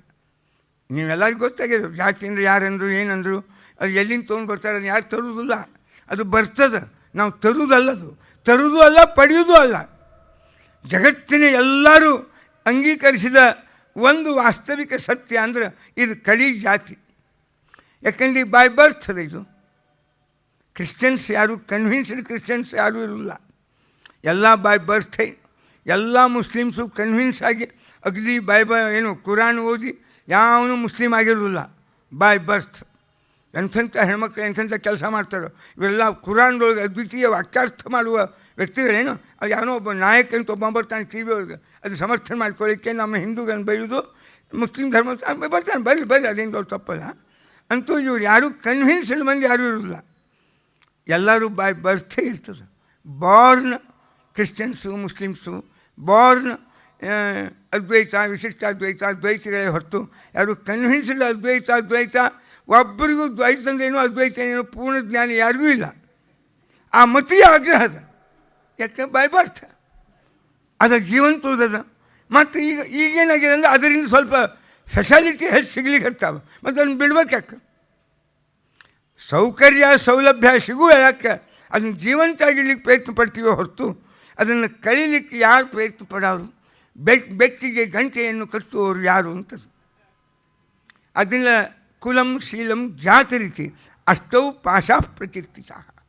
ಇದು ಒಂದು ಕೃಷ್ಣನ ಚೀರಹರಣ ಅಂತಂಬುದರ ಹಿಂದೆ ಇರ್ತಕ್ಕಂತಹ ಒಂದು ತಾತ್ವಿಕ ಅಥವಾ ಒಂದು ಸಾಮಾಜಿಕ ಒಂದು ಬಾಲ್ಯದ ಸಹಜ ಸ್ವಭಾವದ ಒಂದು ಅಭಿವ್ಯಕ್ತಿಯ ಒಂದು ಸಂಕೇತವನ್ನಾಗಿ ನಾವು ಇದನ್ನು ಕಾಣ್ತಾ ಇದ್ದೇವೆ. ಹಂಗೆ ಕೃಷ್ಣ ಅವನಿಗೆ ನಾಮಕರಣ ಮಾಡಿದರು. ಕರ್ಷಯತಿ ಕೃಷ್ಣ. ಎಲ್ಲರ ಮನಸ್ಸು, ಅವ ವೇದಾಂತಿನೋ, ತತ್ವಜ್ಞಾನಿನೋ, ಸೈಕಾಲಜಿಸ್ಟೋ ಅಥವಾ ಅವ ಸೈಕ್ಯಾಟ್ರಿಸ್ಟೋ, ಏನು ಬೇಕಾದ್ರೆ ಜಗತ್ತಿನ ಪ್ರತಿಯೊಬ್ಬರು, ಒಬ್ಬ ರಾಜನೀತಿಜ್ಞ ಕೃಷ್ಣ ಹಿಂಗೆ ಹೇಳೋಣ ಅಂತ ಆ ರಾಜನೀತಿಜ್ಞನು ಕೃಷ್ಣನ ಮಾತನ್ನು ಉದಾಹರಣೆ ಮಾಡಲಾರ್ದೆ ತನ್ನ ಮಾತು ಮುಗಿಸೋದಿಲ್ಲ. ಅಂತೂ ಈ ಜಗತ್ತಿನ ಇಷ್ಟು ಜನರನ್ನೆಲ್ಲ ಮತ್ತು ಆಕರ್ಷಣೆ ಮಾಡಿದ್ದು ಅವನ ಮಾತು ಹೌದು, ಅವನ ಕೃತಿನೂ ಹೌದು. ಅದಕ್ಕೆ ಮತ್ತು ಬಹೂನಿ ಸಂತಿ ನಾಮಾನಿ ರೂಪಾಣಿ ಚ ಸುತಸ್ಯತೆ. ಗುಣಕರ್ಮಾನುರೂಪಾಣಿ, ಅವನ ಗುಣ ಅವನ ಕರ್ಮಗಳಿಗೆ ಅನುಗುಣವಾಗಿ ನಿನ್ನ ಮಗ್ಗ ಎಷ್ಟು ರೂಪ, ಎಷ್ಟು ನಾಮ, ಎಷ್ಟು ಯಾವುದಿರಲಿ ಎಂದ. ಬಹಳ ಪ್ರೀತಿ ಜನ ಯಾರಿದ್ದಾರೆ ಅವರಿಟ್ಟ ಹೆಸರೇ ಅವ್ರು ಯಾವಾಗಲೂ ಸ್ವೀಕಾರ ಮಾಡ್ತಾರೆ ಎಲ್ಲರೂ. ಅದಕ್ಕೆ ನೀವು ಅವನ ಭಕ್ತರು, ಪ್ರೀತಿಯವರು, ನೀವಿಟ್ಟ ಹೆಸರು. ನನಗನ್ನಿಸ್ತದೆ ಇವನ ಬಣ್ಣ, ಇವನ ಯುಗದ ಅವತಾರ, ಇವನ ಆಕರ್ಷಣೆ, ಇವನ ಸೌಂದರ್ಯ, ಇವನ ಜೀವನದ ಬಾಲ್ಯನೂ ಅಷ್ಟೇ ಆಕರ್ಷಣ, ಅವನ ತಾರುಣ್ಯನೂ ಅಷ್ಟೇ ಆಕರ್ಷಣ, ಅವನ ರಾಜನೀತಿಯೂ ಅಷ್ಟೇ ಆಕರ್ಷಣ, ಅವನ ಸಮಾಜ ನೀತಿಯೂ ಅಷ್ಟೇ ಆಕರ್ಷಕ. ಇಂತಹ ಘಳಿಗೆ ಕ್ಷಣ ಆಕರ್ಷಕವಾದದ್ದು ಇಲ್ಲ ಅಂತ ಇಲ್ಲೇ ಇಲ್ಲ. ಅದು ಕೃಷ್ಣನ ಚರಿತ್ರೆ, ಅದು ಕೃಷ್ಣ ವಾಂಗ್ಮಯ. ಅದಕ್ಕೆ ವೇದನೋ ಜನಾ ಏಷವ ಶ್ರೇಯ ಆಧಾರ ಆಧಾರ ಸ್ಯಾತ್. ಇವ ನಮಗೆಲ್ಲ ಶ್ರೇಯಸ್ಸನ್ನು ತಂದುಕೊಡುವೆ. ಆದ್ದರಿಂದ ಇವಂಗೆ ಕೃಷ್ಣ ಅಂತ ನಾಮಕರಣ ಮಾಡ್ತೀವಿ. ಆನಂದಮಯ ಕೃಷಿರ್ಭೂವಾಚಕ ಶಬ್ದ ನಷ್ಟ ನಿವೃತ್ತಿವಾಚಕ. ಆದ್ದರಿಂದ ಇವನು ಆನಂದಮಯ, ಆದ್ದರಿಂದ ಕೃಷ್ಣ. ಕರ್ಷಯತಿ ಇತಿ ಕೃಷ್ಣ. ಅದಕ್ಕೆ ಕೃಷ್ಣ ಅಂತ ಹೆಸರಿಡೋನು ಅಂತ. ಯಹ ಏತಸ್ಮಿನ್ ಮಹಾಭಾಗ ಪ್ರೀತಿಂ ಕುರುವಂತಿ ಮಾನವಾ ನಾರಯೋ. ಮತ್ತು ಇವನಲ್ಲಿ ಯಾರ್ಯಾರು ಪ್ರೀತಿಯನ್ನು ಮಾಡ್ತಾ ಇದ್ದಾರೆ ಅಂಥವರೆಲ್ಲರಿಗೂ ಈ ಕೃಷ್ಣ ಆಕರ್ಷಕ ವಸ್ತು. ಅವರಿಗೆ ಬೇಕಾದ್ದನ್ನು ಕೊಡುವವನು, ಅವರೊಳಗೆ ನಿಂತು ಅವ್ರಿಗೆ ಏನು ಬೇಕು ಅದನ್ನೆಲ್ಲ ಕರ್ಷಣೆ ಮಾಡಿ ಅವ್ರಿಗೆ ಕೊಡ್ತಕ್ಕಂಥವನು. ಆದ್ದರಿಂದ ನಿಮ್ಮ ಕೃಷ್ಣ ಅಂತ ಆ ಕೃಷ್ಣನಿಗೆ ನಾಮಕರಣ ಮಾಡ್ತಾ ಇದ್ದಾರೆ.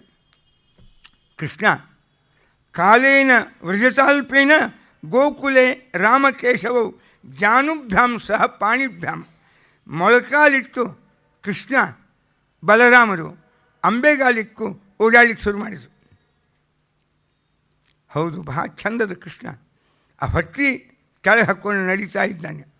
ಶ್ರೀಮಂತಿಕೆ ಕಳ್ಕೊಂಡ, ಅಧಿಕಾರ ಕಳ್ಕೊಂಡು ಒಬ್ಬ ಸಾಮಾನ್ಯ ವ್ಯಕ್ತಿ ಹಾಗೆ ಜನರಿಗೆ ಮುಖ ತೋರಿಸ್ಲಿಕ್ಕೆ ಸಂಕೋಚ ಆಗಿ ಸ್ವಲ್ಪ ಸಂಕೋಚದಿಂದ ರಾಷ್ಟ್ರೀಯ ಓಡಾಡ್ತಿರ್ತಾನೆ. ಹಾಗಾಗಿದೆ. ತುಂಬಿದ ಹೊಟ್ಟೆ ಖಾಲಿ ಆಗ್ಯದ. ಖಾಲಿ ಹೊಟ್ಟೆ ಮಂದಿ ಯಾಕೆ ತೋರಿಸ್ಬೇಕು ಅಂತ ಅದನ್ನು ಕೆಳಗೆ ಹಾಕ್ಕೊಂಡು ಸೃಷ್ಟಿ ಪ್ರಳಯ ಕಾಲದಾಗ 14 ಲೋಕ ಒಳಗಿದ್ದು ಸೃಷ್ಟಿಯಾಗ್ಯದ, 14 ಲೋಕ ಹೊರಗೆ ಬಂದಾವ. ಅದನ್ನ ಯಾಕೆ ತೋರಿಸ್ಬೇಕು ಅಂತ ಓಡಾಡ್ತಾ ಇದ್ದಾನೇನೋ ಅಂತ. ಕಾಲೇನ ಅಲ್ಪೇನ ರಾಜರ್ಷೆ ರಾಮಕೃಷ್ಣಶ್ಚ ಗೋಕುಲೆ. ಅವರು ಇಡೀ ಗೋಕುಲ ತುಂಬೆ ಓಡಾಡಲಿಕ್ಕೆ ಪ್ರಾರಂಭ ಮಾಡಿದರು. ಏನು ಮಾಡಲಿಕ್ಕೆ ಶುರು ಮಾಡಿದರು? ಒಂದು ದಿನ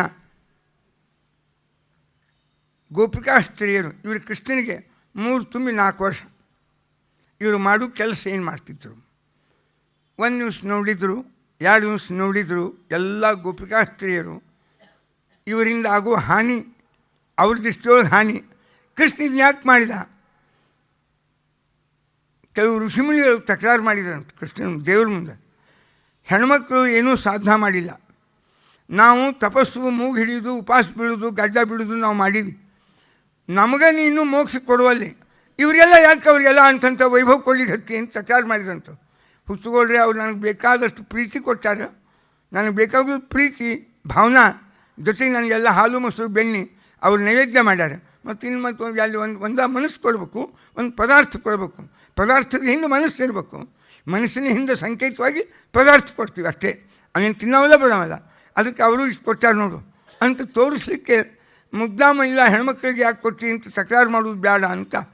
ಮತ್ತು ಕೃಷ್ಣ ತಾನೇ ಹಾಲು ಮೊಸರು ಬೆಣ್ಣೆ ಕೆಲಸನ ಮಾಡಿದ. ನೀನು ಮರ್ಕಾನ್ ಭೋಕ್ಷನ್ ವತ್ಸಾನ್ ಮುಂಚನ್ ಕೊಚ್ಚಿದ ಸಮಯ. ಹಾಲು ಹಿಂಡುವ ಗೋಪಾಲಕರು ಕರುಗಳಿಗೆ ಸ್ವಲ್ಪ ಕೆಚ್ಚಲಿಗೆ ಬಾಯಿ ಹಚ್ಚಿ ಆ ಕರು ಹಿಂದೆ ಹಾಕೋತಾರೆ, ತಾವು ಹಿಡ್ಕೋತಾರೆ.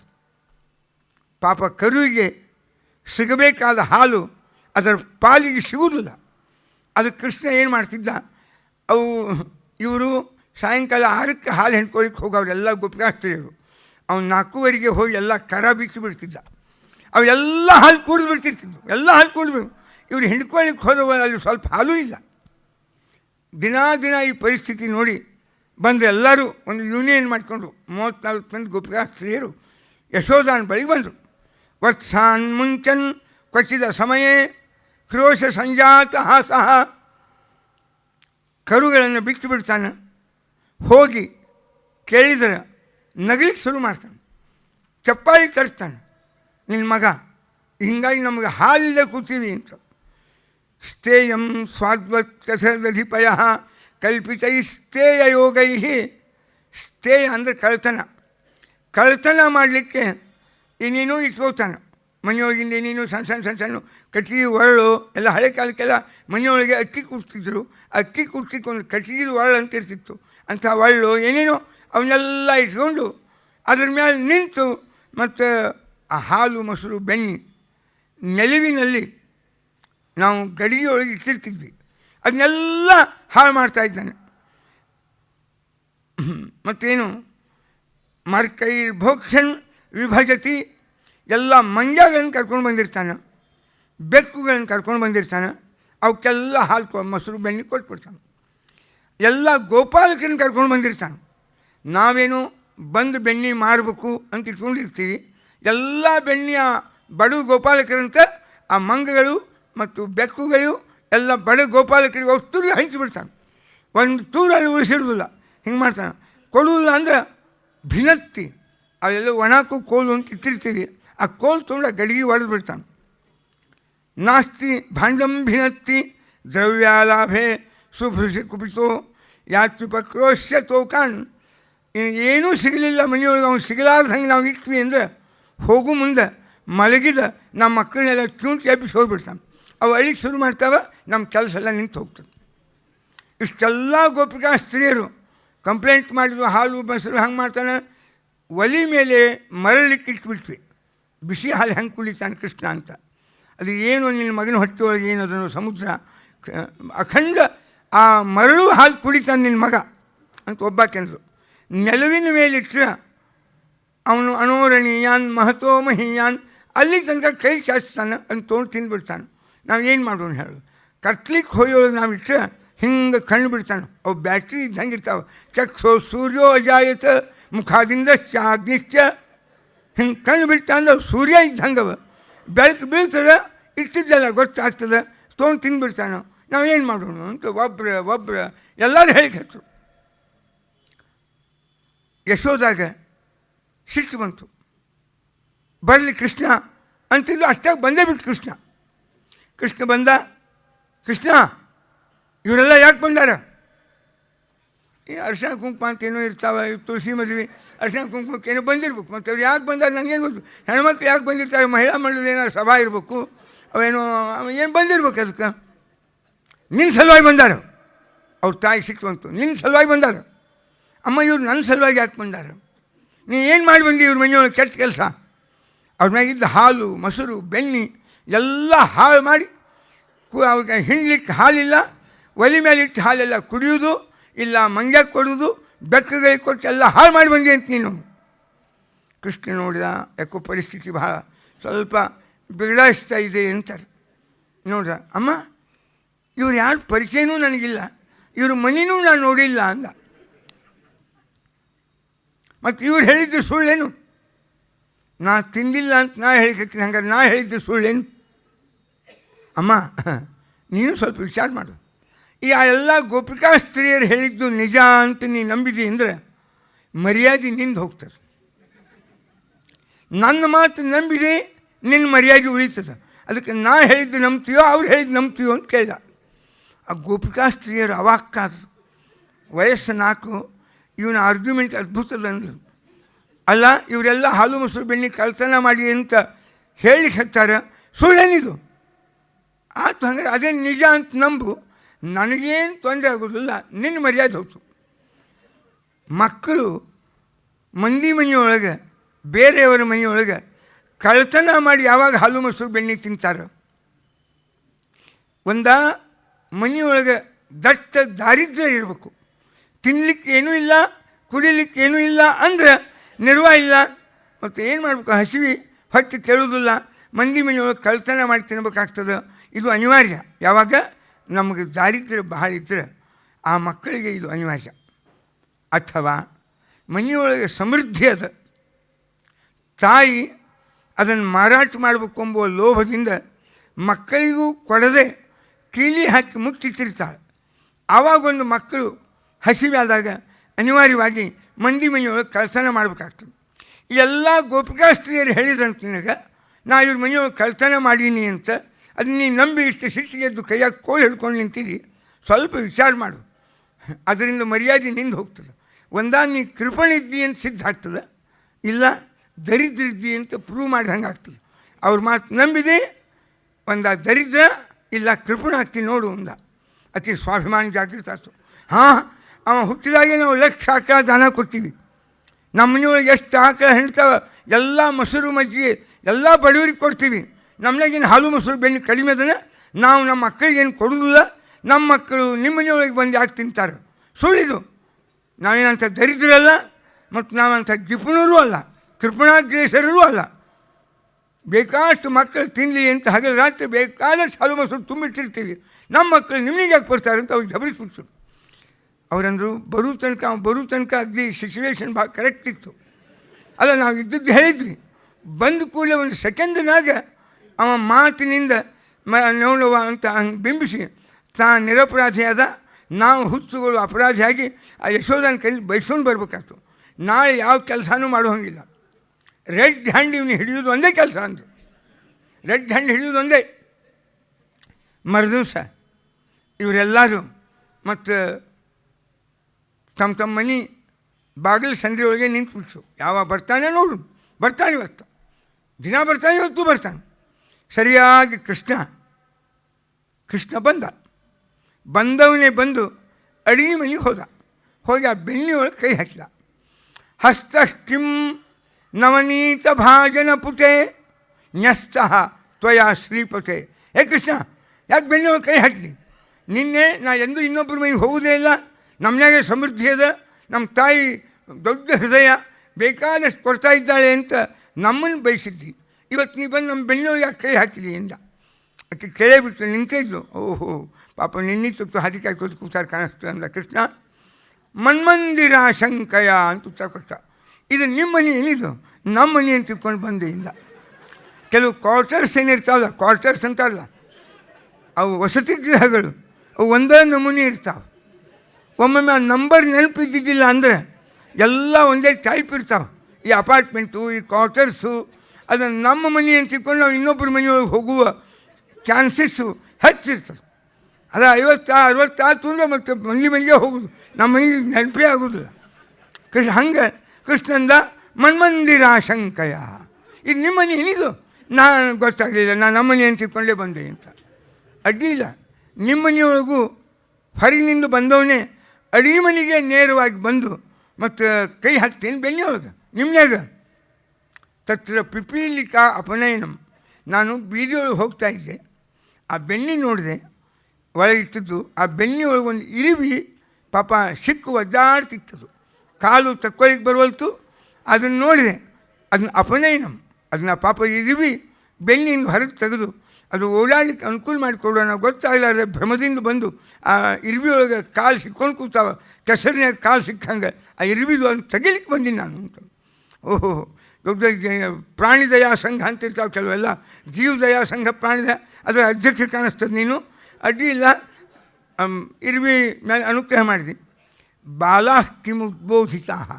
ಬರುವಾಗ ಬರಲಿಲ್ಲ. ನಮ್ಮ ಮಕ್ಕಳನ್ನೆಲ್ಲ ಮಲ್ಕೊಂಡಿದ್ದು, ನಾವೇನೋ ಅವು ಮಲ್ಕೊಂಡಾಗ ಒಂದು ಕೆಲಸ ಮಾಡ್ಕೋಬೇಕು ಅಂತ ಕೂತಿದ್ವಿ. ಬಾಲಾಹ ಕಿಮ್ ಉದ್ಬೋಧಿತ, ಅವನ್ಯಾಕೆ ಎಬ್ಬಿಸಿನಿ ಸುಂಚಿ. ಅದ ನಿನ್ನೆ ನಮ್ಮ ಮನೆಗೆ ಒಂದು ಸಣ್ಣ ಕರ ಕಳೆದಿತ್ತು, ಅದು ನಿನ್ನ ಮಕ್ಕಳಿಗೆ ಏನಾದ್ರು ಗೊತ್ತವೇನು ಅಂತ ಕೇಳೋಣ ಅಂತ ಎಬ್ಬಿಸಿದೆ. ಅವು ಅಳಿಕೆ ಶುರು ಮಾಡಿದ್ವು ಅಂದಾಗ ಎಲ್ಲರೇ ಮಾತಿನಾಗ ಸಿಕ್ಕೇನ ಗೋಪಿಕಾಸ್ತ್ರೀಗೆ ಎಲ್ಲೆಲ್ಲೂ ಸಿಗಲೇ ಇಲ್ಲ ಕೃಷ್ಣ. ಮರದಿವ್ಸಂದ್ಲು ಬಾ ಮನ್ಮಂದಿರ ಶಂಕಯ ಅಂತ ನೀನು ಹೇಳಿ, ಅಂದರೆ ನಮ್ಮ ಮನೆ ಅಂತ ತಿಳ್ಕೊಂಡು ನಾನು ನಿಮ್ಮ ಮನೆಗೆ ಬಂದೀನಿ ಅಂತ ಹಿಂಗೆ ಅಗ್ದಿ ಹೇಳಿ ಅದನ್ನು ಸಹಜ ಮಾಡಿ ಅದನ್ನು ನಾವೇ ಹುಚ್ಚು ಅಂತ ಮಾಡಿ ಕಳಿಸಿದ್ವಿ. ನಾಳೆ ಹೆಣ್ಣು ಹಿಡಿತೀವಿ ಎಲ್ಲ ನಿಂತರು. ಬರ್ನಸ್ ಬಂದ, ಮತ್ತು ಯಥಾ ಪ್ರಕಾರ ಬಂದವನೇ ಬಂದು ಮತ್ತು ಬೆನ್ನಿಯೊಳಗೆ ಕೈ ಹಾಕಿ ಅದನ್ನು ತಿನ್ಲಿಕ್ಕೆ ಶುರು ಮಾಡಿದ. ಕೇಳಿದ್ಲು, ಹಸ್ತಷ್ಟಿಂ ನವನೀತ ಭಾಜನ ಪುಟೆ ನಸ್ತಸ್ತ್ವಯ ಶ್ರೀಪತೆ. ಯಾಕೋ ಬಂದವನೇ ಬಂದು ಬೆನ್ನಿಯೊಳಗೆ ಕೈ ಹಾಕಿದಿ, ನಿನ್ನೆ ನಮ್ಮ ಮನೆ ಅಂತ ತಿಳ್ಕೊಂಡು ಹಾಕಿದ್ದಿ ಅಂತ ಹೇಳಿದಿ, ಇವತ್ತಾಕೆ ಬಂದು ಹಾಕಿದ್ದಿ ಅಂತ. ಸ್ವಲ್ಪ ವಿಚಾರ ಮಾಡು ಅಂತಾನ. ದೃಪ್ತ ಪ್ರಸ್ತರ ಸಂಹಿತಾತಿ ಕಠಿಣ ಯಸ್ಯಾಂತರಾಯ ಗೃಹೆ ಯುಕ್ತಾನ ಸ್ಥಿತಿರತ್ರ ಕೋಮಲ ಹೃದಯ ತತ್ತನ್ವಿ ಚಿತ್ತೇ ಮಮ. ನೀನು ಬಹಳ ಕಠೋರ ಹೃದಯದವಳು, ಬೆನ್ನಿ ಬಹಳ ಕೋಮಲವಾದ ವಸ್ತು. ಯಾರ ಮನೆಯೊಳಗೆ ಯಾವ ವಸ್ತು ಇರಬೇಕು ಅದಕ್ಕೊಂದು ಔಚಿತ್ಯದ. ಯಾರ ಮನೆಯಾಗ ಮಕ್ಕಳು ಇದ್ದ ಸೋಫಾ ಎಲ್ಲ ಮುರಿದು ಹಾಕ್ತಿರ್ತಾವೆ, 3-4 ಯಾಕೈದು ಹುಡುಗರು ಬೇಕಾದ್ರೆ ತೊಗೊಂಡು ಬರೀ ಎಷ್ಟು ಒಗೆಯುವುದು ಅದನ್ನೆಲ್ಲ ಹಾಳು ಮಾಡು. ಅವೇನು ಅಗ್ದಿ ಪೋಗ್ತು ಕಾನ್ವೆಂಟ್ ಹುಡುಗಿರುತ್ತೆ, ಎಲ್ಲೋ ಕೂತೆ ಹೀಗೆಲ್ಲ ಏನು ಪೋಗ್ತಿರೋದಿಲ್ಲ. ಇದ್ದದ್ದನ್ನೆಲ್ಲ ಮನೆಯೊಳಗಿನ ಭಾಂಡಿ, ಕುರ್ಚಿ, ಟೇಬಲ್ಲು, ಏನು ಗ್ಲಾಸು ಎಲ್ಲ ಒಡೆಯುವಂತಹ ಉಡಾಳು ಹುಡುಗರು ಇರ್ತಾವೆ. ಅವ್ರ ಮನ್ಯಾಗ ಮತ್ತು ಒಳ್ಳೆ ಪೋಗ್ತಾಗಿ ಆಟಿಕೆ ಸಾಮಾನು ತಂದೆ ಎಲ್ಲ ಅಂಥ ಇವು ಉಪಯೋಗ ಬೀಳೋದು ಎಲ್ಲ ಅಂಥ ಸ್ವಭಾವ ಇದ್ದ ಮಕ್ಕಳು ಎಲ್ಲನೂ ಹಾಳು ಮಾಡ್ತಾವೆ. ಯಾರ ಮನ್ಯಾಗ ಯಾವ ವಸ್ತು ಇರ್ಬೇಕು ಅದೇ ಅವ್ರ ಮನ್ಯಾಗ ಇರ್ಬೇಕು. ಇಷ್ಟು ಕಠೋರ ಹೃದಯ ನಿನಗೆ ಮಕ್ಕಳು ತಿಂದ ಸಹನಿಲ್ಲ. ನಿಮ್ಮಂಥ ಕಠೋರ ಹೃದಯದ ಮನೆಯೊಳಗೆ ಇಷ್ಟು ಕೋಮಲವಾದ ಬೆನ್ನು ಇರ್ಲಿಕ್ಕೆ ಅದು ಚಂದ ಅಲ್ಲ, ಅದು ಯೋಗ್ಯ ಅಲ್ಲ. ಅದು ತತ್ತನ್ವಿ ಚಿತ್ತೇ ಮಮ. ಅದೇನೋ ನನ್ನ ಮನಸ್ಸು ಭಾಳ ಕೋಮಲವಾದದ್ದು, ಅದಕ್ಕೆ ಆ ಕೋಮಲವಾದ ಮನಸ್ಸಿನೊಳಗೆ ಈ ಕೋಮಲವಾದ ಬೆಣ್ಣೆಯನ್ನು ಇಡ್ತಾ ಇದ್ದೀನಿ. ಕೆಲವೆಲ್ಲ ಮಷಿನ್ಸ್ ಎಲ್ಲ ಸುತ್ತಮುತ್ತಲು ಹತ್ತಿನೋ ಅಥವಾ ಏನೋ ಒಂದಿಷ್ಟು ಕಾಗದ ಹಾಕಿ ಪ್ಯಾಕ್ ಮಾಡಬೇಕಾದ್ರೆ ಮೆತ್ತಗಿನ್ಬೇಕು ಸುತ್ತಮುತ್ತಲು. ಅದರ ಮಧ್ಯದಾಗ ಅಂಥ ಬೆಲೆಯುಳ್ಳ ಕಾಜಿನ ವಸ್ತುನೋ ಯಾವುದೋ ವಸ್ತು ಇಲ್ಲಿಗೆ ಬರ್ತದೆ. ಹಾಗೆ ನಿಮ್ಮಂಥ ಕಠೋರ ಹೃದಯದ ಮನೆಯೊಳಗೆ ಈ ಬೆಣ್ಣೆ ಇರಲಿಕ್ಕೆ ಯೋಗ್ಯ ಅಲ್ಲ. ತತ್ತನ್ವಿ ಚಿತ್ತೇ ಮಮ ಪ್ರೀತ್ಯ ಸ್ಥಾಪಯಿತು. ಆ ಕೋಮಲವಾದ ಬೆಣ್ಣೆ ನನ್ನ ಮನಸ್ಸಿನೊಳಗೆ ಇಟ್ಕೊಳ್ಬೇಕು ಅಂತ ಅದಕ್ಕೆ ಅದನ್ನ ಎಲ್ಲಿ ಇಡಬೇಕು ಅದನ್ನ ಇಡ್ಲಿಕ್ಕೆ ಹೊಂಟೀನಿ, ನಾನೇನು ನಿನ್ನ ಮನೆಗೆ ತುಡು ಮಾಡ್ಲಿಕ್ಕೆ ಬಂದಿಲ್ಲ ಅಂದ. ಅವಳು ಪ್ರಬಲಿದ್ಲು, ಭಾಳ ಪ್ರಬಲಿದ್ಲು ಅವಳು. ಓಹೋ, ಯಶಸ್ಶ್ರೀ ಚರಣಾಂಬುಜೇನ ಶಕಟಃ ಸಂಚೂರ್ಣಿತಾಂಗೋ ಭವತ. ಅಲ್ಲೋ, ನೀ 3 ತಿಂಗಳು ಕೂಸಿದ್ದಿ, ನಿನ್ನ ಆ ಚಕ್ಕಳಿಯ ಕೆಳಗೆ ಮಲಗಿಸಿದ್ರು. ಹೊಸ ಚಕ್ಕಳಿ, ದೊಡ್ಡದದು ಆ ಯತ್ನ ಚಕ್ಕಳಿ. ಅದನ್ನು 3 ತಿಂಗಳು ಕೂಸಿದಾಗ ನಿನ್ನ ಕಾಲು ಬಡಿದು ಆ ಚಕ್ಕಳಿ ಬಿದ್ದು ಹೋಗ್ತು ಹಿಂಗೆ ಉಲ್ಟಾ. ಅನ್ಬೇಕು ನೀ ಎಷ್ಟು ಕೋಮಲಿದ್ದಿ, ನಿನ್ನ ಕಾಲ ಇಂಕ ಚಕ್ಕಳಿ ಬಿಡಿಸೋದು ಇಂಥದ್ದು ಮುರಿಯುವಂಥದ್ದೇ ನಿನ್ನ ಕಾಲುಗಳು. 3 ತಿಂಗಳಿದ್ದಾಗ ಇಷ್ಟು ಬಿಡಿಸವ, ಮತ್ತು ನೀ ಅಗ್ದಿ ಕೋಮಲ್ ಅಂದ್ಕೊತೆ ಆ ಶಬ್ದ ಮಾತಾಡ್ತೀಯಲ್ಲ. ಸಂಚೂರ್ಣಿತಾಂಗೋ ಭವತ ತಸ್ಯಾಂಗೆ ಮೃದುತ ನಯುಕ್ತಿ. ಇದು ಯಾರಿಗೂ ಯುಕ್ತಿಯಿಂದ ನಿನ್ನ ಮನುಷ್ಯನಾಗ ಅಂಥ ಕೋಮಲ್ತ ಅಂಬುದು ಕನ್ವಿನ್ಸ್ ಆಗ್ಲಿಕ್ಕೆ ಸಾಧ್ಯನೇ ಇಲ್ಲ. ಓಹೋ, ಅದು ಹೇಳ್ತೀನಿ ಕೇಳು. ನನ್ನ ಕಾಲು ಅಷ್ಟೇ ಬಿಡಿಸವ, ತುಂಬ ಬಿಡಿಸವ ನಮ್ಮ ಕಾಲು, ಅಂಗಾಲು. ಕಾರಣ ಏನು? ನಮ್ಮ ತಾಯಿ ಯಶೋದಾಗ ಕೆಲಸ ಭಾಳ ದೊಡ್ಡ ಮನೆ, 1000 ಆಕಳುಗಳು, ನಾವು ಅದೇ ಸಂಪತ್ತು ನಮ್ಮದು. ಹಾಲು ಮೊಸರು ಬೆಣ್ಣೆ ಕಡಿಯೋದು ತೊಂಬುದು ಇದೇ ಕೆಲಸ. ಯಾರಾದರೂ ಅಕ್ಕಪಕ್ಕದ ಮನೆ ಗೋಪಿಯರು ಬಂದು ಎತ್ಕೋತೀವಿ ಕೃಷ್ಣನ ಅಂದ್ರೆ ಕರ್ಕೊಂಡು ಬಿಡ್ರವ, ಕರ್ಕೊಂಡು ಹಿಂಗೆ ಕೊಟ್ಬಿಡ್ತಿದ್ವು. ಹಂಗೆ ಬಾಲ್ಯೇ ಮಾಂ ಅಧಿರೋಪ್ಯ, ಬಾಲ್ಯದಲ್ಲಿ ನನ್ನನ್ನು ನೀನು ಮತ್ತು ಕರ್ಕೊಂಡು ಬಂದು ಮಲ್ಕೊಂಡು ನೀನು ಎದೆ ಮೇಲೆ ನಾನು ಕುಣಿಸ್ತಿದ್ದಿ ಹಿಂಗೆ ಕೈ ಹಿಡ್ಕೊಂಡು. ಹೀಗಾಗಿ ನಮ್ಮ ಚಿಕ್ಕ ಮಕ್ಕಳು 1 ವರ್ಷ 2 ವರ್ಷದ ಮಗುಗಳನ್ನು ಹಿಂಗೆ ಎದೆ ಮೇಲೆ ನಿಂದಿಸ್ಕೊಂಡು ಹಿಂಗೆ ಕುಣಿಸ್ತಿರ್ತಾರೆ. ಹಂಗೆ ನೀನು ನಾನು ಕುಣಿಸ್ತಾ ಇದ್ದಿ. ಅದ್ರ ಪರಿಣಾಮ ಏನಾಯ್ತು ಅಂದರೆ ನಿನ್ನ ಎದೆಯ ಸ್ಪರ್ಶ ನನ್ನ ಕಾಲಿಗೆ ಆದ್ರಿಂದ ನಿನ್ನ ಕಠೋರವಾದ ಎದೆಯ ಸ್ಪರ್ಶ ಕಾಲು ಬಿರ್ಸಾಯ್ತು. ಹಂಗೆ ಕುಣಿಸಿದ್ದರಿಂದ ಎದೆ ಮೇಲೆ ಹಿಂಗೆ ಮಕ್ಕಳು ನಿಂದಿಸ್ಕೊಂಡು ಕುಣಿಸ್ತಿರ್ತಾರೆ. ಆದ್ದರಿಂದ ಆ ಕಾಲು ಬಡ್ದಿದ್ದರಿಂದ ಮುರಿದಾಗಿದೆ. ಇದನ್ನು ನಾನು ಅತ್ಯಂತ ಸಮಾಗಮೇನ ನಾನು ಮತ್ತು ನನ್ನದು ಇಡೀ ದೇಹ ಅತಿ ಕೋಮಲವಾದದ್ದು ನನ್ನ ದೇಹ ಅಂಥೇಳು. ಅಂತೂ ಎಲ್ಲರೇ ಆ ಯಶೋದಾಗ ಮಾತಿನಾಗ ಕೃಷ್ಣ ಸಿಕ್ಕನೇನು ಅಂತ. ಎಲ್ಲೆಲ್ಲೆಲ್ಲೂ ಕೃಷ್ಣ ಸಿಗವಲ್ಲ ಮಾತಿನಾಗ. ಅದು ಏನು ಕೇಳ್ತಾರೆ. ತಾಯಿ ಹೇಳಿದ್ದು, ನಮ್ಮ ಸೂರ್ಯದಾಸ್ ಹೇಳ್ತಾನೆ, ಕೃಷ್ಣ ಹಾಲು ಕುಡಿ, ಈ ಮಕ್ಕಳಿಗೆ ಊಟ ಮಾಡಿಸೋದೇ ಒಂದು ದೊಡ್ಡ ಸಮಸ್ಯೆ. ಅದು ಗಂಡಸರಿಗೆ ಪಾಪ ಗೊತ್ತಿರೋದಿಲ್ಲ ಹೆಚ್ಚು. ಅಲ್ಲ, ಇದು ಎಂದಪ್ಪ ಉಳಿಸಿನೂ ಇಲ್ಲ, ಮತ್ತು ದೊಡ್ಡ ಮಾಡ್ತಿರ್ತಾರೆ. ಅದು ತಾಯಂದ್ರಿಗೆ ಆ ಮಕ್ಕಳಿಗೆ ಹಗಲು ರಾತ್ರಿ ಹೊರಗೆ ಕರ್ಕೊಂಡು ಹೋಗಿ ಅಲ್ಲಿ ನಿಂದಿರಿಸಿ ಇಲ್ಲಿ ನಿಂದಿರಿಸಿ ಅದು ಒಂದು ಊಟ ಮಾಡಿಸ್ಬೇಕು ಅಂದರೆ ಅದು ಏನಂತಾರೆ, ಪ್ರಚಂಡವಾಗಿರ್ತಕ್ಕ ಶ್ರಮ. ಅದಕ್ಕೆ ಹೇಳಿದ್ಲು, ಕೃಷ್ಣ ಕೂದಲು ನೋಡು, ಆ ಬಲರಾಮನ ಕೂದಲು ಹೆಂಗವ ನೋಡು, ಎಷ್ಟು ಉದ್ದವ. ಅವ ಹಾಲು ಕುಡಿತಾನೆ ಚಲೋತ್ನಾಗಿ, ಕೂದಲು ಉದ್ದವ. ನೀ ಹಾಲೇ ಕುಡಿಯೋದಿಲ್ಲ, ನಿನ್ನ ಕೂದಲೆಲ್ಲ ಗುಂಡು ಗುಂಗುರು ಆಗ್ಯಾವ. ನೀ ಹಾಲು ಕುಡಿಬೇಕು ಕೃಷ್ಣ. ಇನ್ನೋಡು ಬಲರಾಮನ ಹೆಂಗೆ ಬರ್ದಾವ. ಆಗಲಿ ಅಂದ ಕೃಷ್ಣ. ತಾಯಿನ ಕೇಳ, ಮೈಯ ಕಬಹಿ ಬಢಂಗಿ ಚೋಟಿ, ಮೈಯ ಕಬಹಿ ಬಢಂಗಿ ಚೋಟಿ. ಚೋಟಿ ಅಂದರೆ ಕೂದಲುಗಳು. ಯಾವ ಕುछ ಪೀವತ್ ಸ್ವಲ್ಪ ಹಾಲು ಕುಡಿತಿದ್ದ, ಆ ಕೂದಲ ಮುಟ್ಟು ನೋಡ್ಕೊತಿದ್ದ ಕೃಷ್ಣ. ಬೆಳೆದು ಏನು ಅಂತ. ಅದಕ್ಕೆ ಸೂರ್ಯದಾಸನ ಮೇಲೆ ಒಂದು 30-40 PhD ಆಗ್ಯಾವ. 2 PhD ಚಿಲ್ಡ್ರನ್ ಸೈಕಾಲಜಿ ಇನ್ ಸೂರ್ಯ ಸಾಹಿತ್ಯ ಅಂತ ಬಂದದ್ದು. ಮಕ್ಕಳ ಮನೋವಿಜ್ಞಾನ ಹೆಂಗಿರ್ತದೆ, ಒಮ್ಮೆ ಹಿಂಗೆ ಕೃಷ್ಣ ಗೋಪಿಕಾಸ್ತ್ರೀಯರು ಮತ್ತೆ ತಡ್ಕೊಳ್ಳಿಕ್ಕಾದ ಕಂಪ್ಲೇಂಟ್ ಹೇಳಿ ಹೇಳ್ತಾರೆ. ಕೃಷ್ಣ ಬರೋದಕ್ಕೆ ಬಾಯಿಗೆಲ್ಲ ಬೆನ್ನು ಹತ್ತಿತ್ತು. ನೋಡಿ ನಿನ್ನ ಮಗ ಅವಾಗ ಸುಳ್ಳು ಮಾತಾಡಿದ್ದ, ಈಗ ನೋಡಿ ಬಾಯಿಗೆಲ್ಲ ಬೆನ್ನು ಹತ್ತಿದ, ಯಾವುದೋ ಮನೆ ಹಿಂಗೆ ತಿಂದೇ ಬಂದ ನೋಡು ಅಂತೆಲ್ಲ ಗೋಪಿಕಾಸ್ತ್ರೀಯರು ಹೇಳಿದ್ರು. ಕೇಳಿದ್ದಕ್ಕೆ ಸಿಟ್ಟಿ ಬಂದು ಕೋಲ್ ಹಿಡ್ಕೊಂಡು, ಏನು ಮಾಡಿ ಕೃಷ್ಣ, ಯಾರ ಮನೆ ತಿಂದು ಬಂದಿ ಅಂತ. ಮೈ ನಹಿ ಮಾಖನ್ ಖಾಯೋ, ಮೈ ನಹಿ ಮಾಖನ್ ಖಾಯೋ. ಅಮ್ಮ ನಾ ತಿನ್ನಲಿಲ್ಲ ಬೆಣ್ಣೆ. ಬರ್ಬಸ್ ಮುಖ ಲಪಟಾಯೋ, ಗ್ವಾಲ ಬಾಲ ಸಬ ವೈರ ಪಡೆ. ಗ್ವಾಲ ಬಾಲ ಈ ಗೋಪಾಲಕರು ಸಬ ವೈರ್ ಅವೆಲ್ಲರೂ ನಾನು ದ್ವೇಷ ಮಾಡಿ ಹೇಳ್ತಾರೆ, ಎಲ್ಲ ಗೋಪಾಲಕರು. ಬರ್ಬಸ್ ಮುಖ ಲಪಟಾಯೋ, ಬಲಾತ್ಕಾರದಿಂದ ನನ್ನ ಬಾಯಿಗೆ ಬರೋ ಮುಂದೆ ಅವರೇನೋ ಹೋಳಿ ಹುಣ್ಣಿ ಬಣ್ಣ ಹಚ್ಚಿದಂಗೆ ಬಾಯಿಗೆ ಬೆಣ್ಣೆ ಹಚ್ಚಿ ಕಳಿಸ್ಯಾರ ಇವರು. ಅದನ್ನು ನೋಡಿ ನೀ ಸುಮ್ಮನೆ ತಪ್ಪು ತಿಳ್ಕೊಂಡು. ಬರ್ಬಸ್ ಮುಖ ಲಪಟಾಯೋ, ಮೈ ನಹಿ ಮಾಖನ್ ಖಾಯೋ. ಅಮ್ಮ ನಾನು ತಿಂದಿಲ್ಲಮ್ಮ ಬೆಣ್ಣೆ, ನಾನು ತಂದು ಸರ್ವಥಾ ತಿಂದಿಲ್ಲ. ಒಮ್ಮೆ ಜಗಳಾಡಿಗೆ ಹತ್ತಿದ್ದಂತೆ ಎಲ್ಲರೂ. ನಂದ ಗೋರ ಯಶೋಧ ಗೋರಿ. ನಂದ ಕೆಂಪಿದ್ದಾನೆ, ಯಶೋಧನು ಕೆಂಪಿದ್ದಾಳೆ. ತೂ ಕೈ ಕಾಸ, ನೀ ಎಲ್ಲಿ ಕರಿ ಮಗ, ನೀ ಅವ್ರ ಮಗನೇ ಅಲ್ಲ, ನೀನು ಹಂಗೆ ಈ ಜಾಸ್ತಿ ಮಾಡ್ತಾಯಿಲ್ಲ. ತೌಡು ಹಾಕಿಕೊಂಡಾರ ಅಥವಾ ಏನೋ ಹಣಕ್ಕೆ ಕೊಂಡಾರ, ಹಂಗೆ ನೀನು ಕೊಂಡವ್ರು ಅಂತ ಸಿಟ್ಟಿಗೆ ಬಂದು ಕೃಷ್ಣ ಬಂದು ಹೇಳ್ದ, ಅಮ್ಮ ಅವರೆಲ್ಲ ಹೇಳಿರ್ತಾರೆ ನಾನು ನಿನ್ನ ಮಗ ಅಂತ. ಹೌದು ಅಲ್ಲೋ ನೀ ಹೇಳಿ, ನನಗೆ ನಿರ್ಣಯ ನೀ ಕೊಡು. ಯಾಕೆ ಅವನು ನಂದ ಗೋರ ಯಶೋಧ ಗೋರಿ, ನಂದನು ಗೋರ್ ಅಂತ, ಗೋರಂದ್ರೆ ಕೆಂಪ, ಯಶೋಧ ಗೋರಿ, ನೀ ಎಲ್ಲಿಂದ ಬಂದು ನಮ್ಮನೆಯೊಳಗೆ ಅಂತ ಅಲ್ಲಿ ಹೇಳ್ತಾರೆ ಅಂತ. ಇಲ್ಲಿ ಕೃಷ್ಣ ಅವ್ರೇನಂತಾರೆ ತಪ್ಪು ಅಂತಾರೆ, ನೀನೇ ನಮ್ಮ ಮಗ ಅಂತ ಅವನು ಎತ್ತಿ ಮತ್ತು ಮುದ್ದು ಮಾಡಿಲ್ಲ ಅಂತ ತಾಯಿ ಅಂತ. ಆವಾಗ ಕೃಷ್ಣ ಮಲ್ಕೋ, ಲಗುನೆ ಮಲ್ಕೋ ಅಂತ ಮಲ್ಕೋನೇವಲ್ಲ. ಈ ಮಕ್ಕಳು ಮಲ್ಕೊಂಬುದಿಲ್ಲ, ತಾಯಂದ್ರೆ ಕೆಲಸ ಫಜಿತಾಗ್ತದೆ. ಅದು ಏನಿಲ್ಲ, ಮನ್ಯಾಗ ಅತ್ತೆಯವರು ಪತ್ತೆಯವರು ಇದ್ದರು ಅಂದರೆ ಅದು ಅತ್ತಿ ಅಂತ ಸಂಸ್ಕೃತ ಶಬ್ದದು.